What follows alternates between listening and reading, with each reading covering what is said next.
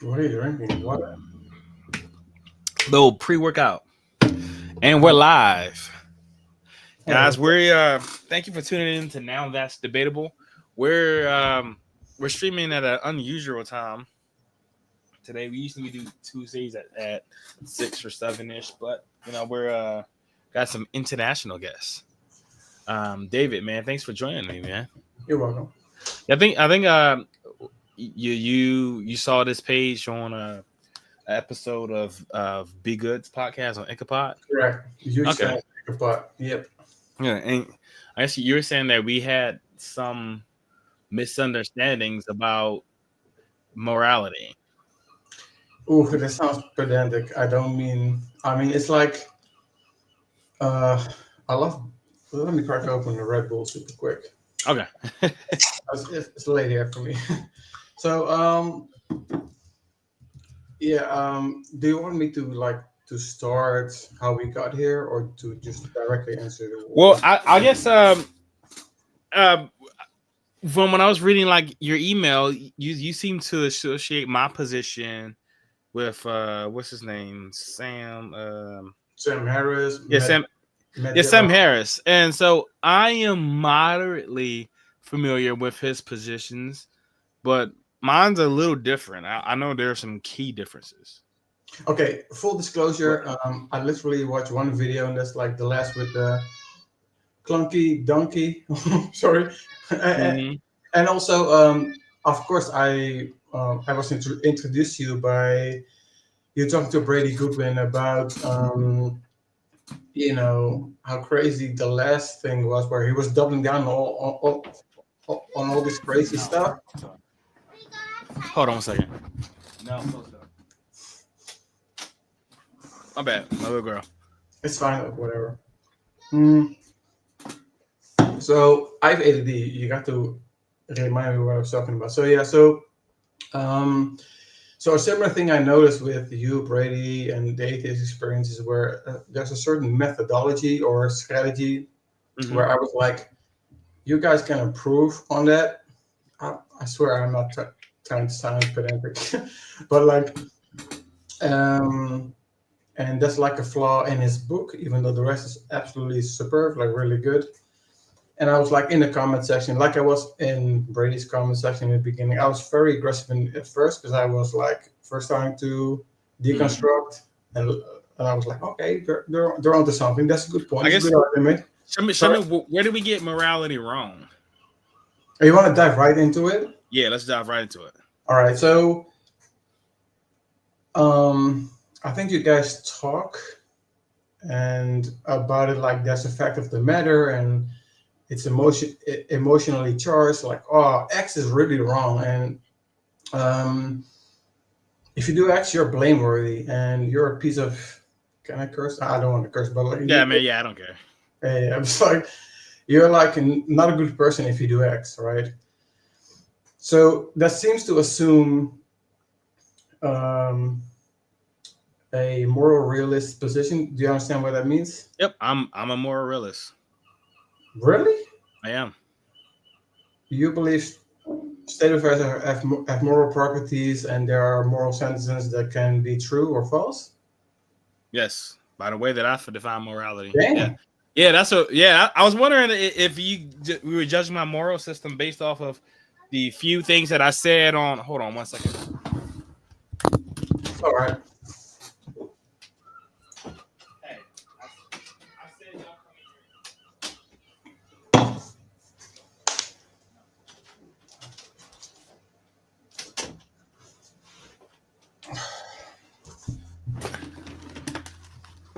sorry about that.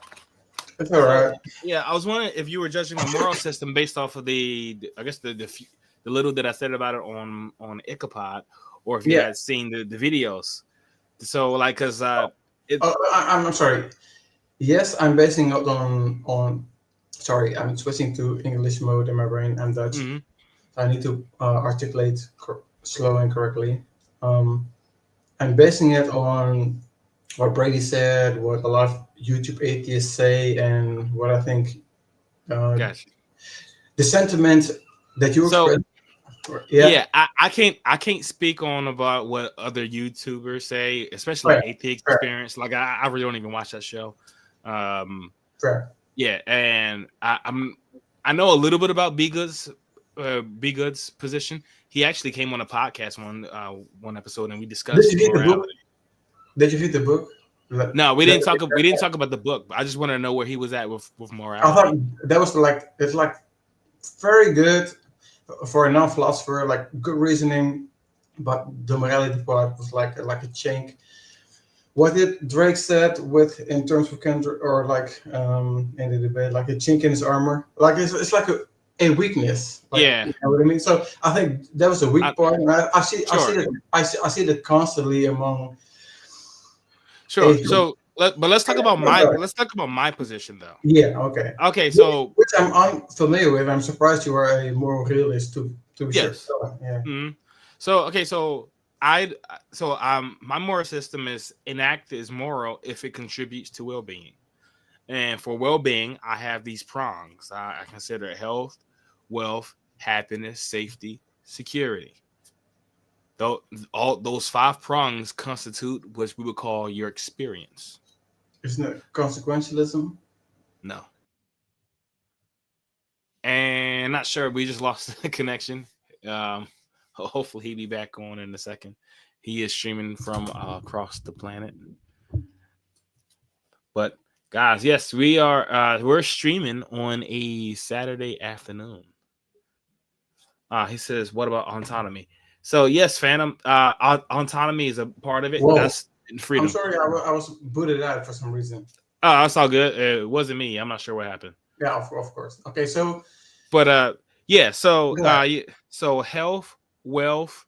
When I say wealth, I'm not talking about being rich. I'm just talking about access to resources, food, shelter, clothing, housing, medicine, etc. That's what I consider wealth, right? So health, wealth, happiness, safety, freedom, security.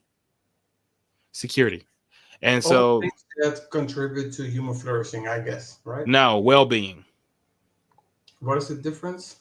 So well-being is specifically about a person's well-being. I'm not talking about society, humanity as a whole, or humanity. So because you run into problems, right, where you could morally do something to an individual if humanity's flourishing benefited.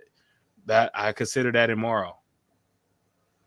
So like here's something like absurd, right? So think about what Hitler was saying about the Jewish people in the 1930s and 40s, right?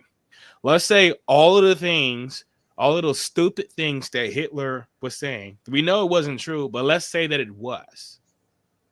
And society would actually benefit if all the Jewish people were eliminated.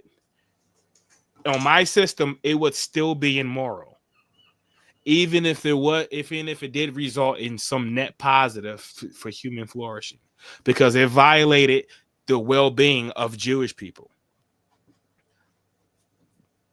You see what I'm saying? That's the huge distinction. That's why it's not about human flourishing. It's about well-being. And it's not even just about humans. It's immoral to kick a puppy. Objectively? Yes. By the way that I'm defining it. Because you think it's sad and that would afflict not that I think it's sad. If you kick a puppy, it's going to harm the puppy. That's an objective fact. Right. So the way I feel about it is totally irrelevant. It's a fact. You kick a puppy, it will harm the puppy. In reality, the puppy will be harmed if you kick it. But therefore, it's immoral. I'm just writing this down as we speak. As you know, in the emails, because I told you I want to prepare. Like I'm freestyling this for sure. Yeah. All good. Okay. I'm just telling you what my system is. Yeah. So that's my system is totally objective. It's a bit confusing. So what seems to be objective are how can I say this in English? The objective natural facts, which are like facts don't care about your feelings. You know, like this caused harms to the puppy, regardless how you feel about it. And if that's something you think is immoral, then it's objectively wrong. I think that's the move you're making. But previously you said, if I'm not mistaken, that it's not about what multiple people think is right or wrong. It's about personal well-being, like you, the individual. Is that correct? So it's about the objective facts. So well-being is the standard, and whether something contributes to well-being is a matter of is an objective fact, right? So like if I were to take a gun, shoot you in the head, you would be harmed. That's a Yeah. fact. Okay. It doesn't matter what anybody thinks about it. You, So you I could actually believe, like, what if I went insane and I think that I'm doing you a favor by shooting you in the head? I think I'm doing something good. My opinion is irrelevant. It doesn't matter what I believe. It doesn't matter what anybody else believes. This is why we could call slavery immoral, period. Because slavery distributed to people's well-being, even if they thought it was helping them. They were wrong. The belief doesn't matter. The facts of reality is what matter. so the problem I'm freestyling here. So the problem I'm seeing here is that if say well-being is related to the person, the subject, like the individual, Mhm. but then again you're also referring to biological facts that would apply to everybody, then I don't see. So a person, for example, if they derive pleasure or well-being out of torturing somebody for the fun of it, That well, would be immoral because why? being tortured isn't good for your well-being. It doesn't matter if there's For somebody you it else is. that No, gets no, I'm sorry, but for you it is because you derive pleasure from it, and it's centered to the no noble getting subject, which is you. no, that's wrong. So like I can get pleasure from snorting cocaine.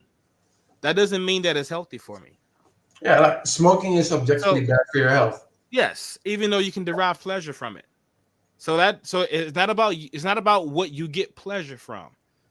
It's about what contributes to your well-being. One of those prongs is your health, right? Obviously, it's not healthy for you to be tortured. It's not healthy for you to snort cocaine, even if you're getting some sort of pleasure from that. So what I'm looking at is the objective facts. All right, so man, this Think is about this. Let's say Phantom Max is suicide immoral. Yes, I would say suicide is immoral, but also I would grant the person the right to commit suicide. It's your bodily autonomy. There's a so it's difference. immoral, but they ought not to be in accord with what is immoral. No. So there's no oughts there's no oughts in my system at all. Ooh, I was Yeah, going to bring up the is-ought distinction. yeah. There are no oughts. Only is's. But so for instance, like with suicide, right? So it's your body. You have bodily. I'm sorry. So because I have ADD, I will forget this for sure. Um, so moral values are about moral English. I need to talk slow. Moral values are about what. Moral values are subjective, but morality, the way I'm defining it, is not. So, but if you're saying that suicide is bad, right? It's How immoral. So, so? I was about to clear that up. So, because Phantom X asked a good question, and I was about to clear that I up. don't see chat at all. By the way, So you said you can't see the chat. no, I'm like in Streamyard. I don't know what's going on. Okay, yeah. If you log into our not log in, if you just go to our channel Oh, on no, YouTube, that's going yeah, to be yeah. disrespecting. Whatever. I'm not going to do Okay. it. Okay. Well, so Phantom X, he asked, is suicide immoral? And so the answer is yes, right? Because it eliminates your experience. So it violates all of the prongs: your health, wealth, happiness, safety, security. Obviously, you can't have any of that because you're dead, right? So, but what I do is I grant the liberty of doing that. So, like, saying that you have a right to do something and saying something is moral are very different. Right. So here in the United States, I could walk around yelling racial slurs at people. That's free speech. I'm allowed to do that. Whether that's moral is a very different question. Having the right to do something and whether something is moral are two different questions. I could go to the park and start flicking off little kids because it's my hand. I have the right to do that. It's my hand, right? It's bodily autonomy, right? But that would be It's immoral. causing harm, therefore is wrong. But they're free to do so. There's no odds, right?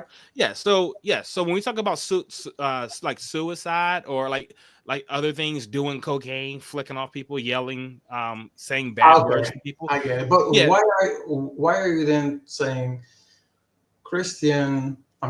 Again putting for the audience. I'm deconstructing some stuff. I'm putting on my apologies hat. So Mm-hmm. why why are you then saying that? So you're not saying that the Christian ought to do X, Y, Z. You're just saying if you're doing X, Y, Z, it is just immoral. Yes, it's immoral. Yeah, so like that. One famous example I use a lot. We had this minister come on the show, and we were talking about God killing people, and I talked about God's flood, and he was like, you're just a tiny little human. God is way up here. Who are you to say what God should and shouldn't do? And I clarified by saying I wasn't saying what God should and shouldn't do. I'm just saying the moral status of what God did. It is a fact that what God did was immoral. I'm not claiming that God shouldn't have done it. Your oughts are going to be determined by your values. If you care about humanity, if you care about people, then flooding the earth is not a thing you should do.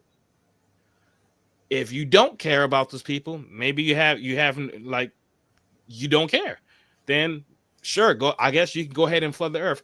Your values. It's a very different. Saying something is immoral is a very different question from asking should you care about being moral. So if you don't value morality, then your oughts are going to look different. So But the things you do will still be immoral. Perhaps you don't value humanity, and so you want to go around murdering people. Right? If you want to make the world a bad place, then that's what you ought to do, but it would still be immoral. So what if a person were to ask why should I be in accord with your definition of morality? Well, he doesn't have to. He can disagree. He can say morality is whatever the mind of God wants. We've had people do that. The issue is that you run into a content of yours, by the way. For that again. So I've not seen any content of yours except for the last video. Like I said, so like a person doesn't have to agree with my definition. We've had people come on and say that morality was whatever conforms to the mind of God. Like the problem this past Tuesday, we had a guy come on and he couldn't explain why it'd be immoral to rape children. You have, if you're saying whatever God does is going to be by definition you can because it causes harm, right?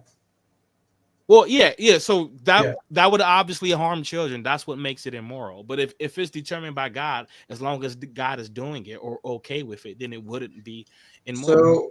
So let's see. So dang, I knew you were going to go this direction, as in like defending your position that I did not expect, and I have to like freestyle. Okay, so but putting on my apologies hat, I would press like I scribble down a note really quick. So you identify morality as that is harmful, right? Yeah. So morality is that which contributes to well-being. Any act that contributes. So if you do something like, let's say, you said I did this thing and it contributed to well-being. What I heard was you did something moral.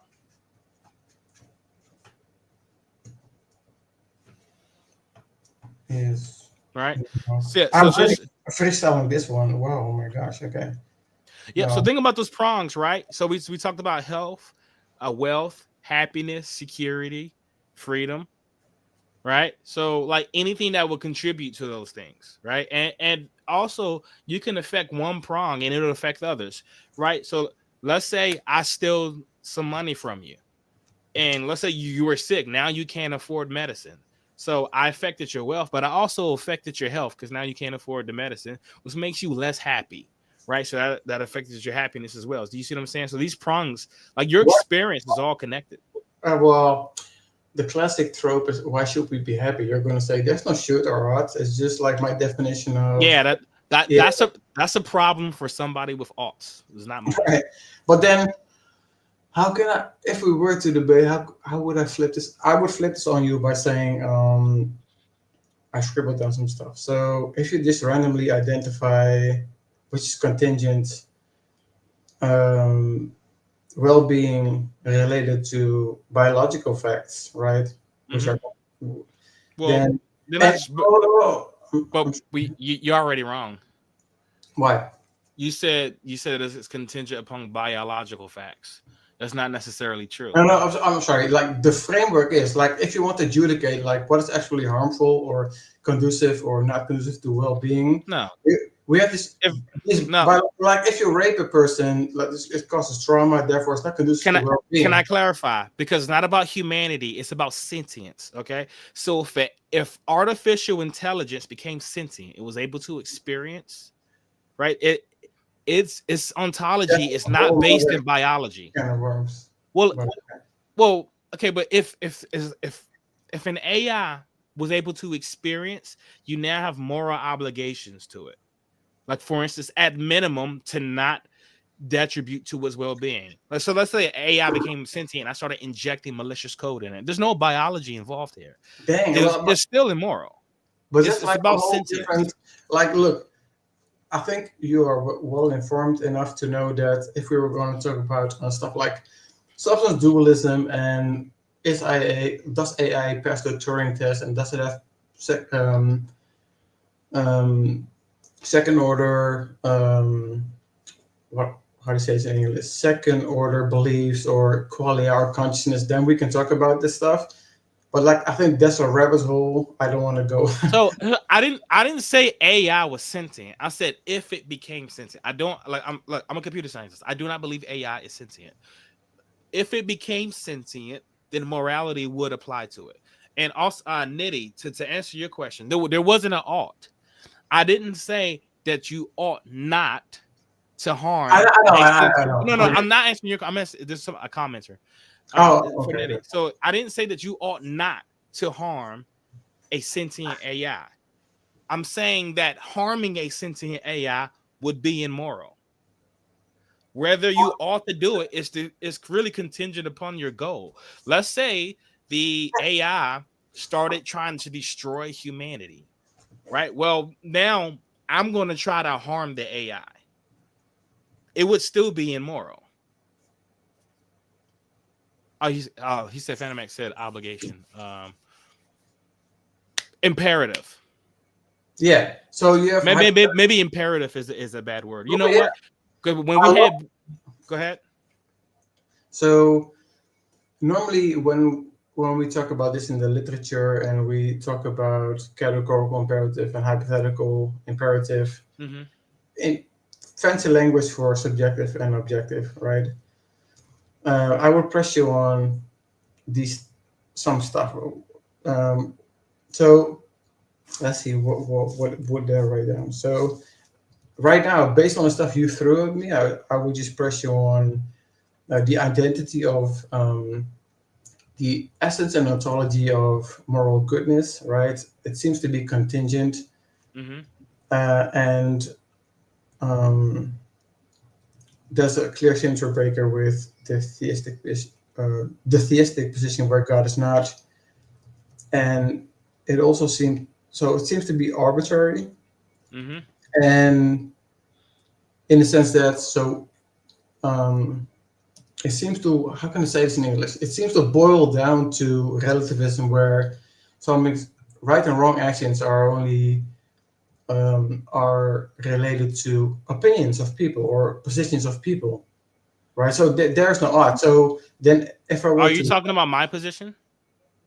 Yeah. So on your position, there are no oughts, right? So then I would, if we were to debate, I'm literally freestyling here. If I were to debate, I would just point out the fact that then you couldn't really say that God ought to do X, Y, Z. You say, I don't prefer. I'm not saying God ought to do X, Y, Z, and then all your rhetoric. So I promise, I'm not trying to be like aggressive or like pedantic, but then the whole speech or the whole attitude of like, you're a piece of ish, right? If you act Yeah. like this, So right? yes, Or like God is I know what super. you're saying. I know what you're saying. So All so right. like so this is based. So when I talk to human beings, I assume that they care about other people, that they care about well-being, right? So that's why I automatically make that assumption. So that's why, like, if you went around hurting children, I would assume that you care about other people. So I just Yeah. assume So that you adopt the same values because like 99.9% of the population okay, okay. value people's well-being. Let me. So Oh my gosh, like I'm really freestyling here. So I would say two things. So first of all, if somebody disagrees, what are you going to point to adjudicate who, if there's a fact of the matter about who's wrong? And also, you seem to work like a bottom-up thing, and that's like the main problem I have with your strategy. Like, look, I have the apologies head on, right? Like, I could take it off and expose all the weaknesses of the things I'm about to say. But mhm. so, if your strategy is to say, well, your moral intuitions, aren't they such that X is wrong? Well, since you didn't read your Bible, this is God condones or But commands X. remember, my system has nothing to do with your intuitions or your opinions or your thoughts. Objective, natural facts, right? Which are conducive or not to your You said well-being. Your you well-being. you said natural facts. I'm not sure what you mean by that. Objective facts. Yes, whether it's natural or not, It is a natural artificial, and objective supernatural. fact that smoking is bad for your health or causing trauma to people. Sure. That's what I mean, right? Okay. That's all I mean. Sure. Okay. So for any sentient thing, when we talk about its experience, if you violate the prongs that I described, then what you're doing is immoral. Um, So if How is a let's person blameworthy if they choose to flaunt whatever your definition is? Like, okay, cool story, so bro. yeah, you can. That's what I'm saying. Like, so you can disagree on the definition. You can say like you say that you think morality is whatever God wants, and we have a lot of people come on the show and say Huh. that. Look, okay, super That's quick, fine. and okay, super quick, and we can dive into this later. Like, I don't care. So, I think what's his name? Clunky Donkey made a huge mistake there because you pressed him on the Euthyro dilemma, and he took the horn where it's like arbitrary or random, like voluntarism, right? Mm-hmm. So that's not the position most classical theists who adhere to maximal greatness would take. They would just say God's maximally great. If he's a moral agent, sorry, if he's a moral agent, which we believe, then therefore he's morally perfect. So whatever he condones or commands is by definition good. So Right. You see so, the so problems with that, right? what are the problems? The problems that means that God could command literally anything and it No. would be good. So Child rape would be good so as long that's as an God interesting. commanded it. That's and Hmm. that's why Kyle kept going back and forth because he was He made like a blunder. He made a Kyle, blunder. well, Yeah. he kept going back and forth. He didn't know Yeah, he yeah, would I know, just I know. Oh, okay. So he would I do it want to. mid sentence. Oh, look, I swear, well, I shouldn't swear. Like, if I were to prepare for this, like, I would be more like less ADD and more like I would have written out all the issues. But I watched that today in like double speed. But you were brilliant. Like he said, so you posed the Euthyro dilemma. He took the second horn. It seemed like, well, whatever God commands is good, which on voluntarism, like William Ockham is like, well, this is arbitrary, whatever. He could commit anything. You pressed him on it, like, well, he can. Well, then he could command rape. He said, no, no, no, he cannot do that, right? So it's not arbitrary. So that was one of the first of his contradictions. So later he like fully imploded with the yes, no, yes, no, yes, no. But when you press on the God's the Yes, author of because sin, his position was author of sin. incoherent. His Yeah, I position was know you were incoherent. super smart with that. But okay, so Also, I want to add that position is incoherent with the Bible because in Romans 1 it talks about how the law been written on your heart. Right. More And intuition. right. Okay, Yeah. so I Yeah. think 99% of the population would agree that child rape is wrong, even if God were to command them to That's do why it. you're moving so smart, because you appeal to intuitions. Like, um, don't you Yeah. believe that? Don't you believe that X is wrong, right? And if Mhm. somebody who didn't read the Bible or is not aware about morality, so who didn't read the literature about morality or like philosophy of religion, you'd be like, yeah, I intuit that X, all things being equal, is wrong. And you're like, oh well, God commands or condones X. Then they have to. You're forcing them. Smart move. Rhetorically speaking, you're forcing them to either reject their intuitions, to say this is not inspired by God, or we have to, like do the pretzel stuff, like the mental gymnastics. Well, you don't understand the context, like, which is Right, because that's yeah, that's the problem about when you say that God decrees everything, and then exactly. say there are things that are immoral. That means God is decreeing immoral things. Yeah, well, uh, well, I do have my apologies hat on, so I Okay, am I am reformed in theology. So if I were to help my buddy help them. Clunky Donkey, right? He was like, yeah, like he's the author, and he's responsible, Hmm. but he doesn't. So the thing I think he struggled with all the I don't mean to shit on him or to be rude, but when you say the author, it intuitively it seems like he's the direct cause of sin, right? Yeah, Which and he would be even on his own, like even by his own admission. Because I asked him, "Does God is God the author of sin?" He's like, "No." And I said, "Where yeah, does sin?" I asked him, "Where does sin come from?" He paused. He said, "God." he was directly Well, contradicting that's himself all over the that's what place. it means to It's author so things, crazy. right? Yeah. So Yeah, yeah, but let's not dig too into Kyle too much. We were yeah, talking about like my moral system. yeah. That's what I really want to see, like where the disagreement is. So, you see how I'm kind of contradicting Sam Smith because he thinks that he Sam can. Harris? Yeah, well, I'm sorry. Yeah, Sam Harris. I like Sam Smith. He's one of my biggest one of my I don't favorite know. artists. Oh, you should check him out, man. Singer from the UK, dope. But like, anyway, yeah. So Sam Harris think he solved the is ought problem by appealing to science. He He does doesn't. not. He doesn't. No, Damn. science is only ises. Reality is Yeah. are just ises. Descriptive, not prescriptive. Oughts Yeah. oughts come from values. It's about what goal do you have in mind, Mm. and then Hypothetical normativity. So something is right or wrong, mhm, right? So it is like, how can I say this? Explain this simply. So you have belief and desires. You want to reach a goal. It is only right and wrong in light of that context, right? So there's not like this objective yeah, frame of reference that you have to adhere to. But okay. So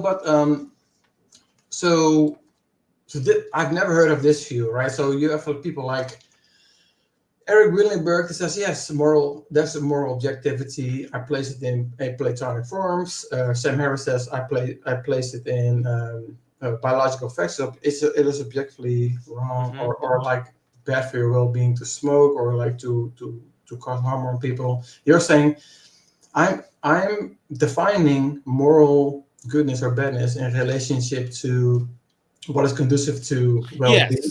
Yes, Yeah, yes. There is a state of affairs in reality that I'm concerned about. yeah. I and that state of Why should we affairs. care? Why should we care? You say no. Oh yeah, yeah, Yeah. yeah. Perhaps you don't. Then why Perhaps are you? I'm sorry to be rude, but why are you whining about God commanding X, Y, Z if there's no odds? If there are no odds. okay. Well, so my value system is I care about people, right? Why should we So care? perhaps you don't. So like So I mean, why so is that so wrong? I'm sorry, but I'm gonna swoop in for the kill. I think okay. there's no. So if there's no objective transcendent frame of reference where you can say God is wrong, there's a fact of the matter. No, Like, no, no, no, no, no. So let regardless of let opinions. let's be All very right, specific. Let's be very specific with our words. You said right and wrong. I want to say let's say moral and immoral. Now You are correct Go ahead. because right and wrong assumes an art, and good and bad is just is. Let's say Yeah. moral and You're immoral. correct. You are correct. You are correct. Yeah. Yeah. Mhm. So okay, so when God does something, let's say when God floods the earth, I can say it is objectively the case that it's immoral By your lights, by your view. by the definition that I'm giving. It Yeah. is But objectively immoral. if they say, The when okay, I use that word, I'm talking about an act that it contributes to sentience well-being. So it's just an objective fact that it's immoral to flood the entire earth. Perhaps the Bible God does not care about being moral. okay, It well, doesn't seem like he does. sentient well-being seems like a subset of like speciesism. Why should we care about that? It's not speciesism, it's sentience. Whatever is a live conscious can experience. So it's not about human, it's not about things on earth. Can we take a break and there's some comments I wanted to get to. Sure, go ahead, go ahead. Yeah, so Nitty he says when you aren't forced into inerrancy, you can embrace Bible passages that say God brings good and evil, recognizing that the verse isn't trying to be univocal with the rest of the Bible. So the problem by not embracing inerrancy is that what parts of the Bible are true and which parts aren't. So like you're gonna have to pick. I don't. No. I'm just addressing the comment. Yeah, like the most if you're gonna be a Christian, the most consistent position is to embrace inerrancy. It's just that it comes with other issues. He says, Phantom. He says, but my values are isis. Yeah, it is a fact that you have a value, but when a value, when I'm talking about a value, I'm talking about a goal and whether or not decisions you make are more or less conducive to that goal. So yes, it's a fact that you have a value. Perhaps you value hurting people. I would say that your value is something that is immoral. So so yes, it is a fact that you have a value, but I wouldn't say that your value is a fact. Joseph Jackson, he says, do you believe your moral system is perfect or the best from what you know so far? I don't, not sure if it's perfect. I spend a lot of time arguing with my co-host off camera about stuff, and he's pointed out some problems. Which all right, but go ahead. That's enough comments for now. So, am I allowed to speak right now? Yeah, go ahead. Yeah, okay. I wasn't saying you can't speak. You can comment on the comments as well. There was just some that was addressed. I cannot see them. I'm a complete boomer anyway. So if I were your buddy Facade, like for an atheist, I would say, well, relativism is something is right or wrong actions are relative to people's opinions, and it is your opinion or value judgment that whatever is conducive to well-being is morally good, which is contingent, could be different, right? So therefore, if there cannot be adjudication about the matter, there cannot be effect of the matter. Wrong. You're going to make the move like the fact of the matter is the biological fact. No, you said there can't be adjudication of the matter, then you couldn't determine whether it's moral. Is that where you were going? So adjudication as in you feel your position is that whatever is, so you have, how can I say this in English? You have defined moral or immoral in relationship to well-being, right? Which seems to be a contingent thing that could have been different, or people can disagree upon. Yeah. So what are you going to appeal to adjudicate the matter to something? Reality. And how do you investigate reality? Like you're gonna do some science? That seems to assume the point of issue, aka question begging. How is it question begging? Because you assume that X is the criterion for what is moral goodness. Somebody could disagree, and you could not point to anything else but something that. No. Already... So okay. So all right. So think about my moral system is entirely ontological. It doesn't matter. Your epistemology is irrelevant. So I could be doing an act and it's immoral even if I don't know it. It'd be immoral even if no one knows it. Well, but then, well, again, I guess I'm repeating myself. But if it's all descriptive and not prescriptive, why are you then? Why? What is up with this charge or this indignation about? Oh man, you're really a piece of ish if you believe this or Bible God. So you Yeah, would. so Oh, I'm super quick. So you would at least acknowledge that the rhetoric is such that Bible God is immoral, right? yes, he And is. don't you agree? Appealing to moral intuition pumps. But if there's no art in your position, you can never judge God or say that's a fact of the matter I about can. God. I sure can judge God. I can say that it's immoral. I'm not saying what he ought to do. I'm just saying what it is. So when God floods the entire earth, it's immoral. Why can Fact. God or people Where not just ignore that if there's no categorical imperative? say that one more time. Why could people or God just not ignore your They opinion? can, and he does, right? Checkmate. They, Then yeah, he can. So exactly, like I obviously I'm not God, right? I can't control people's actions, right? I can't make everyone be moral, but and just because I can't control what somebody does, it doesn't mean that what they do is moral, and it doesn't mean that it doesn't matter. But how is that relativism, which is a non-moral realist position, It's not when, relative. when it's when it is when you are banking on your definition of well-being? Somebody might say, "Well, I love to torture people for fun, and that's conducive to my well-being." Yes, but it's about well-being, period, not just his well-being, right? So you could do something bad to me and you could derive pleasure from it, or maybe somehow it contributed to your well-being somehow. It would still be immoral because it detributed to mine. But It's you about cannot well-being, period. say on that view in a deontological sense that it is intrinsically wrong. There's no possible world where torturing people for fun could be right. It's only in relationship. Sorry, it's only in relation to my account, my position on what I think. So so Go ahead, go ahead. think about this. So any word we use, it seems like I think the hang up is that the word I'm using is subjectively defined, as all words are. Which Right. is contingent. It could be different, right? Right. Evolution So okay, could be so just that you had a different opinion. sure. If I say that a foot is equal to 12 inches, is that objective or subjective?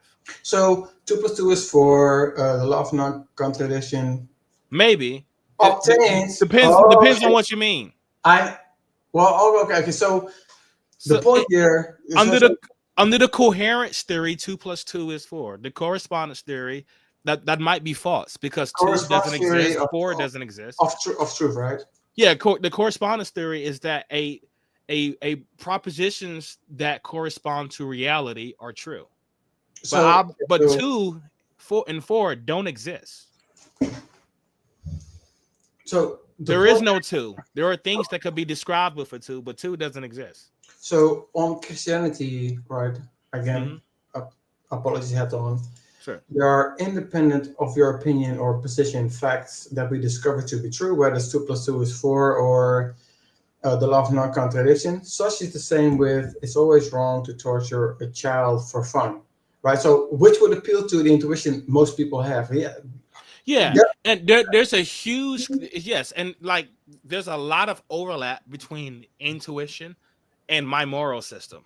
The vast majority of the things that you would call immoral, based on my definition, would correspond to most, at least Westerners, European Westerners, of morality. Like we'd agree that like if you live anywhere in Western Europe or in North America, you're gonna say that slavery is wrong, rape is wrong, murder is Yeah, wrong, that's theft is my wrong, all kind of point. stuff. Yeah, so It's yes, relative. so It's relative. there's a lot of overlap. There's a lot of overlap here, but because of the reason that overlap, the reason why there's so much overlap is because for the most part our values are the same. We care about well-being. We care about people. We care about sentience. Like Who if you cares about what you care about? yes, right. If you see a video like you and I obviously disagree on morality, but if we see a video of someone strangling a puppy, we're both going to call that immoral because our So, values are okay, because of our so this values are similar. this is catering to your method or strategy where you say, I think this is wrong and it makes sense on my view of well-being. Don't you have the same intuition pump? And then you point to something in the Bible like, oh, so you and I agree that X is wrong. X is condoned or condoned. How do you say it in English? Condoned or commanded in Scripture. So you have to revise your. So you have to reject Scripture or explain how we are. I don't use the scripture like not in my You argument guys do all unless the time with genocide and slavery. well yes, I mean if they're bringing it so if you're a Christian and then you go around saying that it's evil to commit genocide, well that's a contradiction because you Correct. worship a being who committed genocide. So like that's what I'm going to be asking. But they could be mistaken and then be. Oh, okay. So okay, so I want to say this super quick, and then you can. I don't care if this is like two. I'm here all night. I don't care. So, but I wanted to say. So the whole point I was coming on here is to say that um, there could be a Christian apologist that would make a certain move, which would completely render you toothless, right? With the whole bottom up, like as in, oh, don't we share this intuition about X being wrong? X is in the Bible. Well, therefore, God is immoral. Bible God is immoral, or you have to reject divine inspiration or do the mental pretzel thing, So, but on maximal greatness, which excuse me, let me get some water. Which most Christians adhere to, right? Or like the most Christians you run into would adhere to maximal greatness. They would say God, by definition, is maximally great, which comes from, I think, Anselm, the highest conceivable being. So if there were anything greater, then that will be God. So if God exists, he's maximally great. So if he's a moral agent, he's morally perfect. So whatever he commands or condones is by definition a priori analytic identity, justified or moral, right? And if you then raise up and say, well, on my account, this is not moral. Who cares? Like so the point is that on your account, I think there are a lot of issues. But if you want to do how do you say it in English? Internal critique, right? If they say, well, God is omnimax, God is maximally great, then whatever, if we do a Bible study or hermeneutics, whatever he commands is just by definition good, and then you are rendered toothless. So that's why I think you said I'm rendered toothless. Yeah, so you, Brady, and everybody who says that God. No, but so then now we could point out contradictions, or you can just you could just sound like a monster, like by who? like Kyle did. So okay. you can run. So like remember the first time that I had him on, right? This is the episode that me and B Good was critiquing together. That's why because he was biting on the bullet. He was biting on the bullet. You're right. Like, is this crazy? Like right. So like reductio ad absurdum. I want to talk about the problem. I want to talk the problem. So he was saying go ahead. that anything that God says is moral. Period. Well, he said like conformance to its nature, whatever. But pretty much whatever God wants, that's going to be the moral. That's taking the second horn, and that's a huge problem, which he shouldn't have done. But okay. Right. Okay. Right. So the problem is by that logic, God couldn't morally command the rape of children. Right. He effed up there. Yeah. And he said, so he was like, oh snap, that's like the worst thing I could think of. That's why I always go there. Okay. Because like there's nobody that's gonna say that's okay, right? And so even though he like a week prior has said you could in certain instances rape your wife, but I knew he wouldn't say this will be okay. So that's why I went straight there. And so he ran into a problem with this moral system that you point out that Christians hold on to, right? Mm-hmm. You're going to have to either say that raping children is morally okay, which they're not going to say, or they're going to have to point out a contradiction. You're going to say there's something immoral about this, even if God commands it. If you double down on the blunder he made, like on William Occam's voluntarism, then yeah, it's arbitrary. Whatever God commands is by That's what I'm definition saying. good. So atheists aren't going to be toothless because they're either going to run into contradictions or sound like monsters. Yeah, but I mean, like, which not was very everybody easy to is do with the like Christian God. Clunky Donkey and be like, yes, no, like A and not A. Like, of course. Well, you know yeah, what I mean? and yes. So you can sound like a monster. You can run into a contradiction, or you could become incoherent. Okay. Which is what he did. If you say sound like a monster, that is a slick move, which I hate that William Lane Craig often does in his debates. Like, you're appealing to the intuition of the audience, right? But if you're saying, so I think this is morally reprehensible, don't you think so too? It doesn't make that effect of the matter. So no, it doesn't. And so here's the. I'm not saying you ought not to sound like a monster. Like if they're okay, if a person wants to come on a podcast and then therefore not a moral realist position.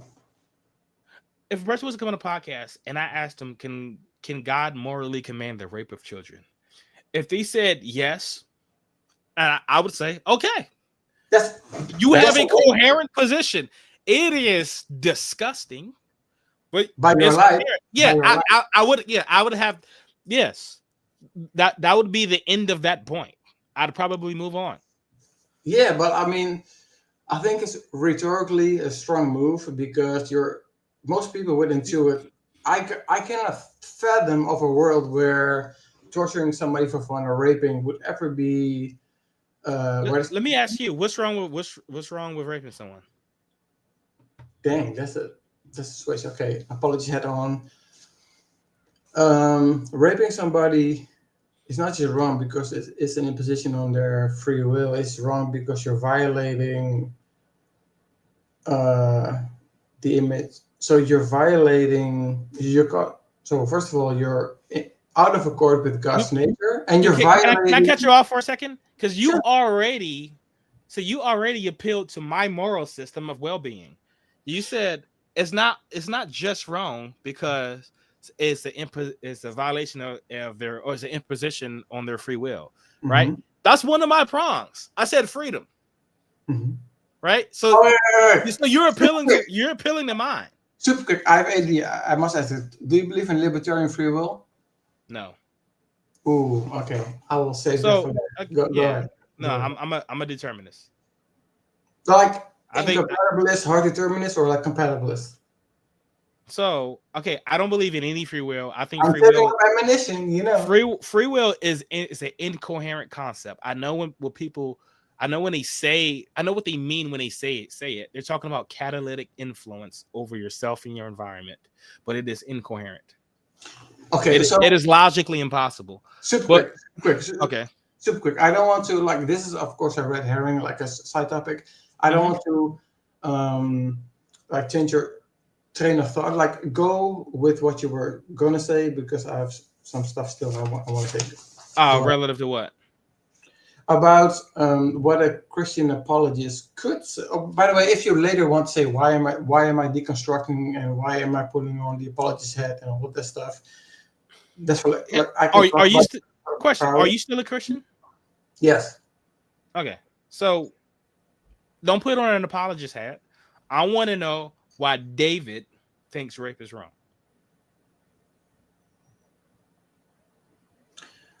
This seems like some Justin deconstruction zone type stuff, right? Yeah, just tell me, why do you think it's wrong? So, David, what did you say? David, the king of the Bible, thinks rape is wrong. What did you say? Sorry. No, I want to know. So the name that popped up is David Dutch. Yeah. Okay. Yeah. So that I want to know why you think rape is wrong. I don't put on an apology. Okay. Don't pretend to be someone else. No, see, I'm asking you, why is rape wrong? All over the place. So, but before we close off, let me address the main point I was on. So, but I'm playing Bible Fetch. I'm playing along, right? I'm putting on the apologist hat. Well, So I'm still a Christian, but there, as you know, there are progressive Christians that will say, well, some things are man-made, and I if don't care about what they say. I want to know, why do you think you're I'm, still a Christian? I'm saying there are Christians that will say, yes, of course, this is wrong, and blah blah blah. Well, okay, so Everybody agree. you're not like Most tackling or excluding all types of, or like having this type of knockdown argument against all Christians. But okay, the point is like I'm talking specifically to you. What is wrong with forcing sex on somebody? Okay, so what I would say is that you're violating somebody who's made in the image of God. And so if they weren't made quick, let me finish. Because okay. As you know, in the emails, like I wanted to do this a few months later, but I'm freestyling here, right? So, so I would say you're treating somebody who's made in the image of God with disrespect. Not only is it causing harm, but it goes against commands that flow from God's nature, which is by definition the standard of what is morally good. Okay, let's say you have okay. Let's say you have someone who's not made in the image of God. Can you rape them? By rape, you mean having forcible sex? Are we talking you? Are we talking you? Anybody? Let's say somebody's not made in the image of God. Can you rape them? You said I asked. So David, hold on. I asked you what is wrong with rape, and you're saying you're violating someone who's made in the image of God. All right. So I want to know, if someone is not made. Let's hypothetically speaking, somebody walked in. Well, somebody walked in the front door who was not made in the image of God. Could you rape them? So there's a spectrum from a flashlight. I'm freestyling here. From a flashlight to a sheep to. Don't freestyle. Just tell me what you think. Yeah. You said you're deconstructing. Okay. So I want to rip this apart right now. I'm freestyling in a sense that off the cuff. I'm trying to say. I'm trying to give a response. So it's wrong if somebody's made in the image of God. So a flashlight isn't. An animal isn't. But I will still say it is wrong because sex is made in a very specific context between man and woman. Okay, I'm going to get so much hate for this. Man and woman in the confines or context of marriage. So if you do it outside, it's going to be missing the mark. So let's just say that. You know what I mean? Okay, but let's just say that then. So the problem with rape isn't that they're made in the image of God, is that you're doing sex wrong. You're supposed to marry them first. Not just wrong, it is immoral because it goes against the nature and commands of God. But okay. And, I'm sorry. And in addition, of course, it causes harm, which is okay. I don't see anywhere, and shalom. You know, I don't see anywhere in the Bible where rape is forbidden.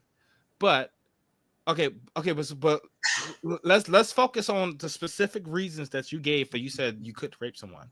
So we asked about why rape is wrong. Initially, you had said because you're violating someone that's made in the image of God. Yeah. Now I said, what if someone wasn't made in the image of God? Would it be okay to rape them? And then you went to the fornication thing because you're not married. Okay. Yeah. So the issue with rape isn't that they're made in the image of God. It's really about fornication then, right? Is that your position? Because you're not married. It's more about because I'm confused. Why do we bring up the image of God thing if the issue was you're not married? Look, I have ADD. I need to get my thoughts out, but I will just forget it, right? So it's more about missing the mark in terms of what sex was intended for, right? And you're sinning in terms of missing the mark and not being. Okay. Let's change it up a little bit. Let's say it is an object. You're gonna rape them with an object, with like a lead rod or something. Can you do that to someone who's not made in the image of God? No. Why not? I would refer to teleological notions in terms of what sex is used for. No, you're not having sex with them.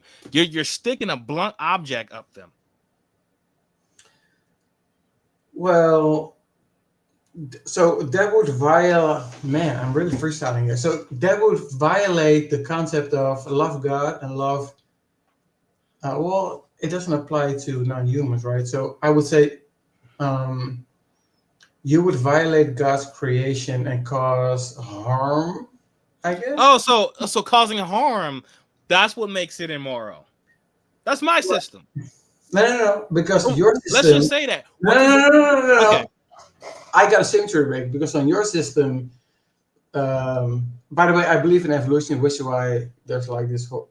I guess a lot of slack for that, but on your view, um, whatever causes so whatever causes harm, right?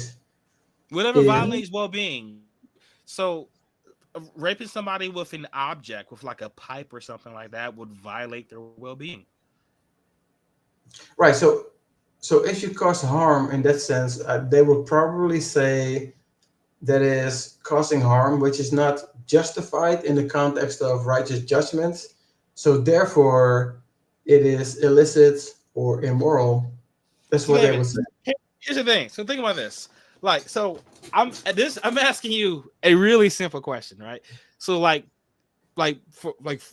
raping somebody with a blunt object, right? If I were to just walk up to you on the street and ask you if that's wrong, yes, you immediately know that's wrong.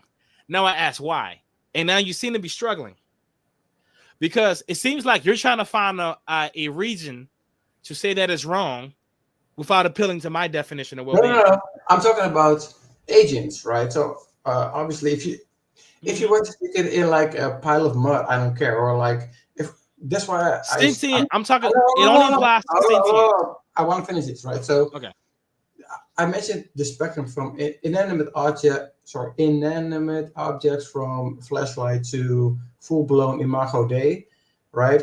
So it depends on where you land on what is a sentient being, right? So I would You. say I'm talking about you. So there's I don't know. Just there's a sentient being not made in the image of God. I don't know. Say they're an alien. They're green, and have bulging eyes or something like that. Can you stick a pipe up where their orifices? what are you saying? This is crazy. Yeah. I mean, it's just, to me the answer is easily no because it's not good for that person. It's not good for Well, that alien. This is an well, easy answer, but then Christians struggle with this. I would revert. So if it's not like a clear person made in the image of God, and if it's like some type of agent that's not made in the image of God, well, I guess I believe in evolution. You could relate this to hominins in the chain towards. I mean, Um, I don't know. I'm not sure what the image of God means. I'm not even. I don't even sure what that well, means. oh Like, my God, does God that's have like a forms? whole Does, separate, like does, three does, hour separate conversation. But well, okay, what so the Bible isn't clear about what the image of God is. Does God fart? Does God get horny? I mean, there's a lot. The- okay, I so don't know. I'm not sure wait, what wait, that wait, means. okay. I Uh, when I hear the word simulate- image of God, I don't assume that God is like in exact replica of a Homo sapien. I don't think that's okay, what most Christians would mean by that. But I'm so whatever you mean by it, whatever you mean by it, I just want to strip that away. I want to strip that image of God part away from them, and then ask if you do something really grotesque to their health, would it still be wrong? That's all I want to know. Um. So if this person, are we talking about persons or just a sentient entity? Just something that's not made in the image of God. I don't care what alien from Mars. He Then shows up. He's not made in the image of God. He I says so he says, "Hey David, now can you take an axe and chop him in the head with it?" okay. Well, I Yeah, guess then would it be moral? okay. So then the issue would become, even though this entity is sentient and not made in the image of God, can I cause harm?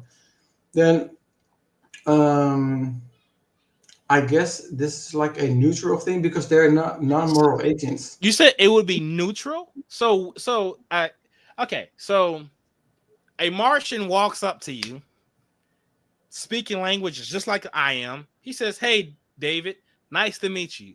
You take an axe, hit him in the head with it. Guts is coming out. He's laying down in agony, and you're saying that is morally neutral. So by neutral, I mean like the killing or harming is not by definition wrong. It depends. Here we go with the policy. So it's like it depends on the context, right? So you have lawful or unlawful causing of harm. So if it is in the context of divine judgment, where it's like related to desert, they get what is So coming. so to them, not so or not so I'm not talking about divine judgment. He walks up he walks up to you on the street. You see him. He's an alien. He's not made in the image of God. Can you bust him in the head with an axe? Can well, it be moral? then okay. So if I were, then I would say, is this in line This with? should be an easy question, David. This is the why No, no, Christian no, morality sucks. no, no, no. You asked Because me. this should be such an easy question. You no, it's easy in terms Okay. of intuition poems, but you asked me to put on the apologist hat and justify it. No, So I don't want the apologist hat. I want you. I want to know what you believe. You say you're still a Christian. well, You so still hold to this Christian moral system. I want to know what you think. well, I would say prima facie, intuitively, that would be wrong, and I would, in addition, then Why would it be wrong? supplement. No, no, Why would no, it be? no. Okay, so I would, in addition, well, that's just like a self-representing, self-evident intuition, right? So, but then I could on Christianity, you could supplement it by saying it is wrong if it is missing the mark of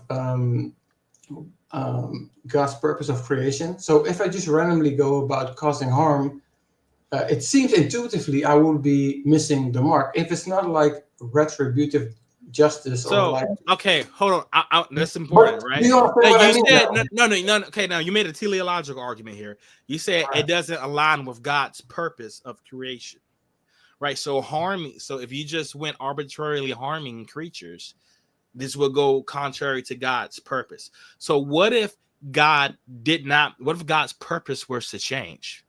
What God's purpose was Oh, I see. some vessels are made for Okay, I dishonor. see. Can you now go I see. around? Okay, okay, okay. Tribule. So that's like a smart move because this is a similar move you made with